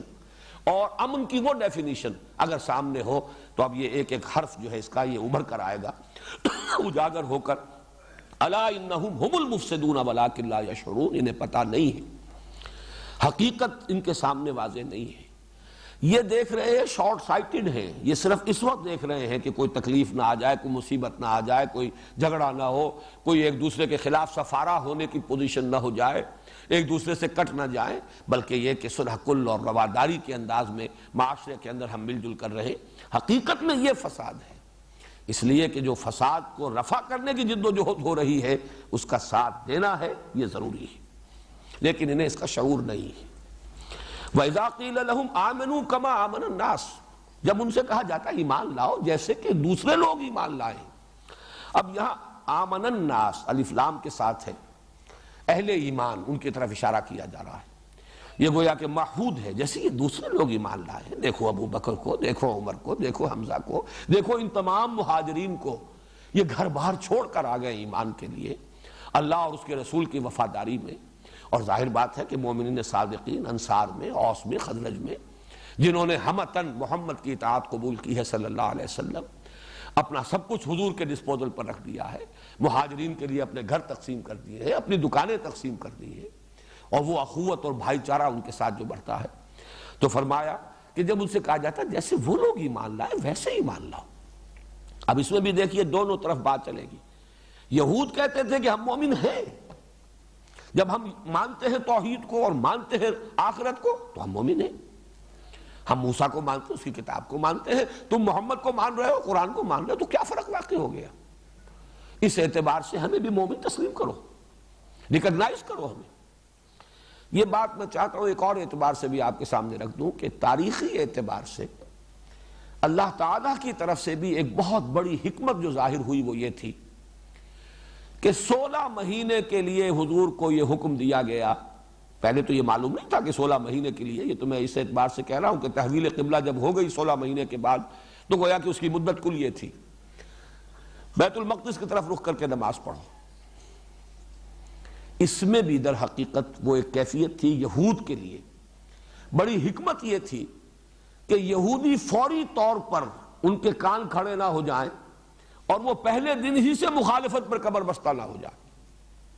یہ بات ان کے ذہن میں آئے کہ یہ لوگ بھی ہمارے ساتھی ہیں، ان کا قبلہ وہی ہے، ایک ہی قبلہ ہے، اور گویا کہ یہ ہمارے کیمپ فالوورز ہیں، یہ تو ہماری پیروی کر رہے ہیں،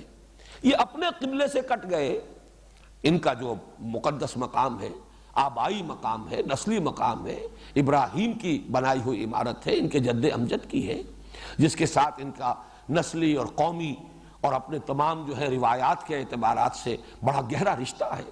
اس کی طرف رخ کرنے کے بجائے انہوں نے بیت المقدس کی طرف رخ کیا ہے.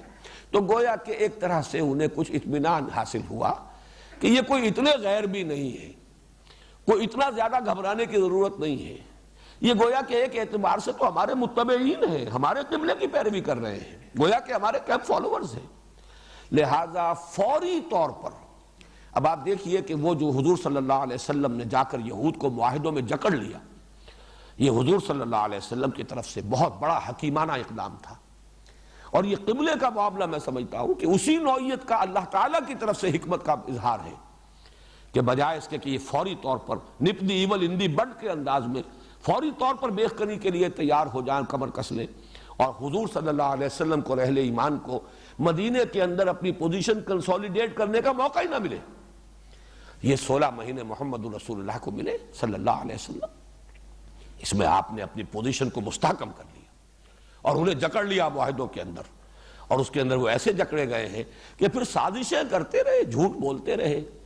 اوپر سے صلح اور نیچے سے سازش. ظاہر بات ہے جو شخص یہ رویہ اختیار کرتا ہے اس کی اپنی کوئی مورل سٹرینتھ باقی نہیں رہتی، اس کے اپنے اندر کوئی اخلاقی قوت برقرار نہیں رہتی. وہ تو خود اپنے ضمیر کے سامنے مجرم ہوتا ہے کہ اوپر سے صلح کیے ہوئے ہوں اور میں بباطن ان کے خلاف سازش کر رہا ہوں. لہذا اس کے وار میں کبھی زور نہیں ہوگا. وہ جو کبھی کہا تھا جگر نے کہ میں چوٹ بھی کھاتا جاتا ہوں اور قاتل سے بھی کہتا جاتا ہوں، توہین ہے دست و بازو کی وہ وار کے جو بھرپور نہیں. جس شخص کو یقین نہ ہو کہ جو کام میں کر رہا ہوں وہ حق ہے، اس کے وار میں زور نہیں ہوتا. توہین ہے دست و بازو کی وہ وار کے جو بھرپور نہیں، اس کا وار بھرپور ہو ہی نہیں سکتا، اس لیے کہ وہ تو خود اپنی نگاہ میں ذلیل ہے اور مجرم ہے اپنے ضمیر کے سامنے. اس اعتبار سے یہ بڑا حکیمانہ معاملہ تھا. میں سمجھتا ہوں اس کے ساتھ اس کی ایک بڑی مطابقت ہے کہ ان کا پھر یہ دعویٰ تھا کہ ٹھیک ہے ہم بھی مومن، تم بھی مومن، ہمیں بھی ریکگنائز کرو. کیوں، کیا ضروری ہے کہ ہم ضرور محمد پر ایمان لائیں، ضرور اپنا ہاتھ محمد کے ہاتھ میں دیں صلی اللہ علیہ وسلم. تم بھی مانتے ہو تورات اللہ کی کتاب ہے، وہ ہمارے پاس ہے. تم مانتے ہو موسیٰ اللہ کے رسول تھے، ہم ان کو مانتے ہیں. یہ پس منظر رکھیے. چونکہ میں نے مولانا اصلاحی صاحب کے حوالے سے یہ بات کہی ہے، مجھے اس میں وزن نظر آیا ہے. تو یہ دونوں، یہ جو جتنا بھی یہ بیان ہو رہا ہے، یہ پورا نیریٹو جو ہے، اس میں یہ دونوں بالکل فٹ بیٹھ رہے ہیں. کہیں پر زیادہ چیز جو ہے زیادہ مناسب ہے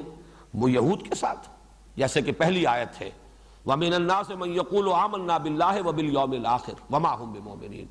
اس کی زیادہ جو ہے انطباق یہود پر ہوتا ہے کہ اس میں ایمان برسالت کا ذکر نہیں. لیکن یہ کہ یہ جو طرز عمل آ رہا ہے کہ وہ یہ کہتے ہیں وَإِذَا قِيلَ لَهُمْ آمِنُوا كَمَا آمَنَ النَّاسُ قَالُوا أَنُؤْمِنُ كَمَا آمَنَ السُّفَهَاءُ. جواب میں وہ کہتے ہیں کہ کیا ہم ایمان لائیں جیسے یہ احمق لوگ ایمان لائیں. سفیہ اسے کہتے ہیں جسے اپنے برے اور بھلے کا فہم حاصل نہ ہو. جیسے کہ آیا ہے سورہ نساء میں وَلَا تُؤْتُوا السُّفَهَاءَ أَمْوَالَكُمْ. نہ سمجھ ابھی اگر کسی میں، جیسا کسی زمانے میں انگریز کے دور میں کورٹ آف وارڈ ہو جاتا تھا کوئی بڑا جاگیردار ہے، زمیندار ہے، اولاد جو ہے ناسمجھ ہے یا یہ کہ آوارہ ہو گئی ہے، تو حکومت جبراً کورٹ آف وارڈ جو ہے مقرر کر دیتی تھی کہ اس سے وہ کھائیں پیئے، ان کا خرچہ ادا کیا جائے، لیکن یہ کہ اس جائیداد کے اوپر کنٹرول جو ہے ان کا نہ ہو، ورنہ علن تللوں میں اڑا دیں گے۔ تو یہی بات آئی ہے سورہ نساء کے اندر، وَلَا تُؤْتُوا السُّفَهَاءَ أَمْوَالَكُمْ، جو اگر سمجھ نہیں ہے، نیک اور بد کی تمیز نہیں ہے، اپنے نفع اور نقصان کا اگر شعور نہیں ہے، تو ان کے حوالے مت کرو مال۔ تو اسی طریقے سے سفیہ وہ یہ کہتے تھے یہ لوگ جو ہیں یہ تو دیوانے ہیں، فینیٹکس ہیں، انہیں اپنے نفع کا خیال نہیں، نقصان کا خیال نہیں، جان کی پرواہ نہیں، مال کی پرواہ نہیں، یہ تو جان ہتھیلیوں پر لیے پھر رہے ہیں، گھر بار چھوڑ کر یہاں آ گئے ہیں، یا یہاں سے جو انصار میں سے ہیں مومنین صادقین۔ آخر آدمی کو چلنا چاہیے دائیں بائیں دیکھ کر، سوچ سمجھ کر، آگا پیچھا دیکھ کر، اپنی بھی کوئی تحفظ ہو، جان و مال کا بھی خیال ہے، اولاد کے بھی حقوق ہیں، گھر والوں کا بھی معاملہ جو ہے، یہ ساری چیزیں جو ہے آدمی سوچ سمجھ کر چلے۔ یہ تو معلوم ہوتا ہے کہ بالکل ہر چیز سے آزاد ہے، ہر چیز آباد، جب پکارا حاضر، جس کام کے لیے کہا سر تسلیم خم۔ تو ہم اتنے ناسمجھ نہیں ہیں، چلنا چاہتے ہیں لیکن دیکھ بھال کر، دائیں بائیں دیکھ کر، اپنی تحفظ، جان و مال کے تحفظ کے ساتھ۔ یہ بات جو ہے منافقین کے کردار پر 100% منطبق ہو رہی ہے کہ ان کے نزدیک وہ جو معاملہ تھا جس کو میں نے کہا کہ ہرچہ بعد آباد ماں کشتی دراب انداختیں، یہ گویا کہ حماقت ہے۔ آدمی کو چلنا چاہیے، بلکہ مجھے یاد آ گئی سورہ حج کی وہ آیت، وَمِنَ النَّاسِ مَن يَعْبُدُ اللَّهَ عَلَى حَرْفٍ فَإِنْ أَصَابَهُ خَيْرٌ اطْمَأَنَّ بِهِ وَإِنْ أَصَابَتْهُ فِتْنَةٌ انقلب عَلَى وَجْهِهِ خَسِرَ الدُّنْيَا وَالْآخِرَةَ۔ لوگوں میں کچھ ایسے بھی ہیں کہ جو کنارے کنارے بندگی کرنا چاہتے ہیں، اللہ کی مجدھار میں کودنا بھی چاہتے ہیں، وہ آخرت بھی چاہتے ہیں لیکن دنیا کا گھاٹا بھی گوارا نہیں ہے، ہمیں دین بھی ملے لیکن دنیا کا بھی نقصان نہ ہو، جنت بھی مل جائے لیکن یہاں کی ابھی کوئی قربانی نہ دینی پڑے۔ تو اعلیٰ حرف، کنارے کنارے، وَمِنَ النَّاسِ مَن يَعْبُدُ اللَّهَ عَلَىٰ حَرْفٍ، بندگی تو کرنا چاہتے ہیں اللہ کی لیکن ذرا کنارے کنارے، حفاظت کے ساتھ، سیفٹی فرسٹ، اپنی تحفظ کا پہلے خیال رہے۔ وہ فرمایا بڑی پیاری وضاحت، فَإِنْ أَصَابَهُ خَيْرٌ اطْمَأَنَّ بِهِ، اگر خیر ہو، خیریت ہو، مال غنیمت بھی مل گیا ہے، کچھ کرنا بھی نہیں پڑا، ہینگ لگی نہ پھٹکڑی اور رنگ بھی چوکھا آ گیا تو بڑے مطمئن۔ وَإِنْ أَصَابَتْهُ فِتْنَةٌ انقلب عَلَى وَجْهِهِ خَسِرَ الدُّنْيَا وَالْآخِرَةَ، اور اگر کہیں فتنہ، آزمائش، ابتلاء، امتحان، جان و مال کے لیے خطرات آ گئے تو اوندھے منہ گر پڑے۔ خسر الدنیا والآخرہ، یہ دنیا اور آخرت دونوں کا خسارہ ہے، تباہی اور بربادی ہے۔ یہ ہے وہ کردار۔ تو اب ظاہر بات ہے جو لوگ یہ کر رہے تھے، جان و مال کی بازیاں لگا رہے ہیں اور کھیل رہے ہیں، ان کو وہ کہتے تھے بے وقوف ہیں، ناسمجھ ہیں، فینیٹکس ہیں، دیوانے ہیں، انہیں اپنے بھلے اور برے کی سوچ نہیں رہی، وہ مستقبل کا کچھ خیال نہیں رہا، اپنے اہل و عیال کا خیال نہیں کر رہے، کوئی تحفظ جو ہے ان کے سامنے نہیں ہے۔ وَإِذَا قِيلَ لَهُمْ آمِنُوا كَمَا آمَنَ النَّاسُ قَالُوا أَنُؤْمِنُ كَمَا آمَنَ السُّفَهَاءُ أَلَا إِنَّهُمْ هُمُ السُّفَهَاءُ وَلَكِنْ لَا يَعْلَمُونَ، آگاہ ہو جاؤ کہ یہی بے وقوف ہیں، یہی احمق ہیں، یہی ناسمجھ ہیں، لیکن انہیں علم نہیں ہے۔ ایمان کے اعتبار سے سب سے زیادہ کامیابی کی تجارت تو وہ ہے، اصل تجارت تو وہ ہے، جان اور مال اللہ کے حوالے کر دو۔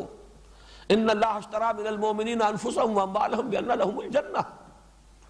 یقاتلون فی سبیل اللہ فیقتلون ویقتلون وعدا علیہ حقا فی التوراۃ والانجیل والقرآن ومن اوفی بعہدہ من اللہ فاستبشروا ببیعکم الذی بایعتم بہ۔ اللہ کے ساتھ یہ سودا کرو تو خوشیاں مناؤ، اس سے بڑا سودا کوئی نہیں، اس سے زیادہ نفع کا معاملہ کوئی نہیں۔ وہ وعدہ جو اللہ نے جنت کا کیا، بأن لہم الجنہ، کتنا پختہ وعدہ، وعدا علیہ حقا فی التوراۃ والانجیل والقرآن، تین مرتبہ اللہ نے اپنے اس وعدے کی توثیق کی ہے، تورات میں بھی یہ وعدہ آیا، انجیل میں آیا، قرآن میں آیا۔ وَمَنْ أَوْفَىٰ بِعَهْدِهِ مِنَ اللَّهِ، اور ذرا سوچو اللہ سے بڑھ کر اپنے عہد کا پورا کرنے والا کون ہوگا؟ فَاسْتَبْشِرُوا، تو اگر یہ سودا کر لیا تو خوشیاں مناؤ۔ تو اگر تو ایمان کی رمق ہو تو محسوس ہوگا کہ اس سے بڑا، اس سے زیادہ رفع بخش سودا کوئی ہے نہیں۔ اصل میں وہ علم حقیقی انہیں حاصل نہیں ہے، اصل میں اس ایمان حقیقی سے محروم ہے، اس لیے ان کو کہہ رہے ہیں احمق، ان کو سمجھ رہے ہیں ناسمجھ، کہ جو اصل سمجھدار ہے یہ الا انہم ہم السفہاء ولکن لا یعلمون وَإِذَا لَقُوا الَّذِينَ آمَنُوا قَالُوا آمَنَّا، اور جب یہ ملتے ہیں ملاقات کرتے ہیں اہل ایمان سے تو کہتے ہیں ہم بھی ایمان رکھتے ہیں یا ہم بھی ایمان لائے ہیں۔ یہ دونوں ترجمے میں کس اعتبار سے کر رہا ہوں؟ اگر وہ یہود کو کے اوپر منطبق کریں گے تو ہم بھی ایمان رکھتے ہیں، آخر اللہ کو مانتے ہیں، آخرت کو مانتے ہیں، رسولوں کو مانتے ہیں، ابراہیم کو مانتے ہیں، موسیٰ کو مانتے ہیں، تورات ہے ہمارے پاس اس کو مانتے ہیں، ہم بھی مومن ہیں۔ یا یہ کہ پھر وہ دعویٰ کرتے ہیں منافقین کہ ہم بھی ایمان لے آئے ہیں، ہم بھی محمد کو مانتے ہیں صلی اللہ علیہ وسلم، ایمان لے آئے ہیں۔ لیکن یہ کہ جب وہ اپنے شیاطین کے پاس، یہ شیطان کے لفظ کی تھوڑی سی وضاحت میں کر دوں، اس میں اختلاف ہے۔ ایک رائے تو یہ ہے، اور امام راغب نے تو اسی کو اولیت دی ہے، ترجیح دی ہے، کہ اس میں نون جو ہے وہ اصلی ہے شطنا، شطنا کے معنی ہے تباعدہ، دور ہو جانا، یعنی دوری سرکشی کے اعتبار سے بھی، دوری معصیت کے اعتبار سے بھی، اللہ سے دور ہو جانا، ہدایت سے دور ہو جانا۔ تو اب شیطان وہ ہے کہ جو بہت دور ہو گیا ہدایت سے، اللہ سے بہت دور۔ اور ایک یہ ہے کہ یہ شاطا یشیتوں سے فعلان کے وزن پر مبالغے کا صیغہ ہے۔ شاطا یشیتوں کے معنی ہوتے ہیں احترق غضبا وحسدا، کوئی شخص غصے اور حسد کے اندر جل جائے، جل بھول کر کباب ہو جانا جس کو کہتے ہیں، وہ ہے شاطا یشیت۔ اور اس سے پھر فعلان کے وزن پر شیطان، غصے اور حسد کی آگ میں جل اٹھنے والا، جل کر بھسم ہونے والا، وہ شیطان ہے۔ اس اعتبار سے امام راغب نے ایک حدیث بھی کوٹ کی ہے حضور صلی اللہ علیہ وسلم کی، الحسد شیطان والغضب شیطان، یہ حسد اور غضب، یہ دو چیزیں جو ہیں یہی اصل شیطنت کی بنیاد ہے۔ شیطنت انہی کی بنیاد پر قائم ہوتی ہے، پروان چڑھتی ہے۔ یہاں مراد ہے جو ان کے سردار تھے بڑے چودھری، اور معلوم ہوتا ہے کہ اس سے مراد جو ہے وہ یہود کے علماء، اس لیے کہ ظاہر بات ہے اوس اور خزرج کے جو بڑے سردار تھے وہ تو ایمان لے آئے تھے۔ ایک ہے وہ عبداللہ ابن ابی خزرجی تھا، وہ منافقین کا سردار ہے۔ تو یہ بھی دونوں کے اندر یہ آئے گا کہ ان میں سے جو اہل کتاب ایسے تھے جو کہتے تھے کہ ہم بھی ایمان لائے ہیں، بھائی ہم بھی مومن ہیں، ہم بھی مانتے ہیں توحید کو، آخرت کو، لیکن جا کر پھر اپنے لوگوں کو مطمئن کرنا پڑتا تھا، گھبرائیں نہیں، ہمارے بارے میں کوئی آپ کو سوء ظن نہ ہو جائے، ہم آپ کے ساتھ ہی ہیں۔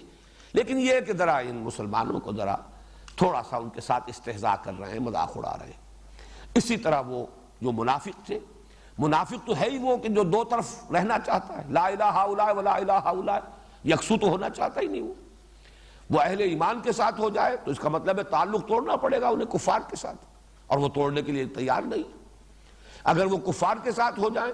تو تعلق ٹوٹتا ہے اہل ایمان سے۔ وہ ان کا روش یہ تھی کہ تیل دیکھو، تیل کی دھار دیکھو، دیکھو اونٹ کس کروٹ بیٹھتا ہے۔ تو دونوں سے، جس کو انگریزی میں کہتے ہیں don't put all your eggs in one basket, کہ اگر کہیں وہ اس باسکٹ جو ہے وہ کہیں گر گئی تو سارے کے سارے انڈے جو ہیں ختم ہو جائیں گے، تو کچھ تقسیم کر کے رکھو، کچھ نہ کچھ گڈ آفیسز اپنے مینٹین کرو، اہل ایمان کے ساتھ بھی اور ان کفار کے ساتھ بھی۔ ویسے یہ کہ سورہ مجادلہ میں تو اس کا نقشہ کھینچا گیا ہے کہ الم تر الی الذین تولوا قوما غضب اللہ علیہم ما هم منکم ولا منہم یحلفون علی الکذب وهم یعلمون، یہ جھوٹا حلف لے رہے ہیں، جھوٹ بول رہے ہیں، یہ نہ ان میں سے ہے نہ تم میں سے ہے مسلمانوں۔ اگرچہ انہوں نے ان کے ساتھ گٹھ جوڑ کیا ہے، انہیں بھی اپنی وفاداریوں کا یقین دلایا ہے، وہ سردار جو ہے کفر کے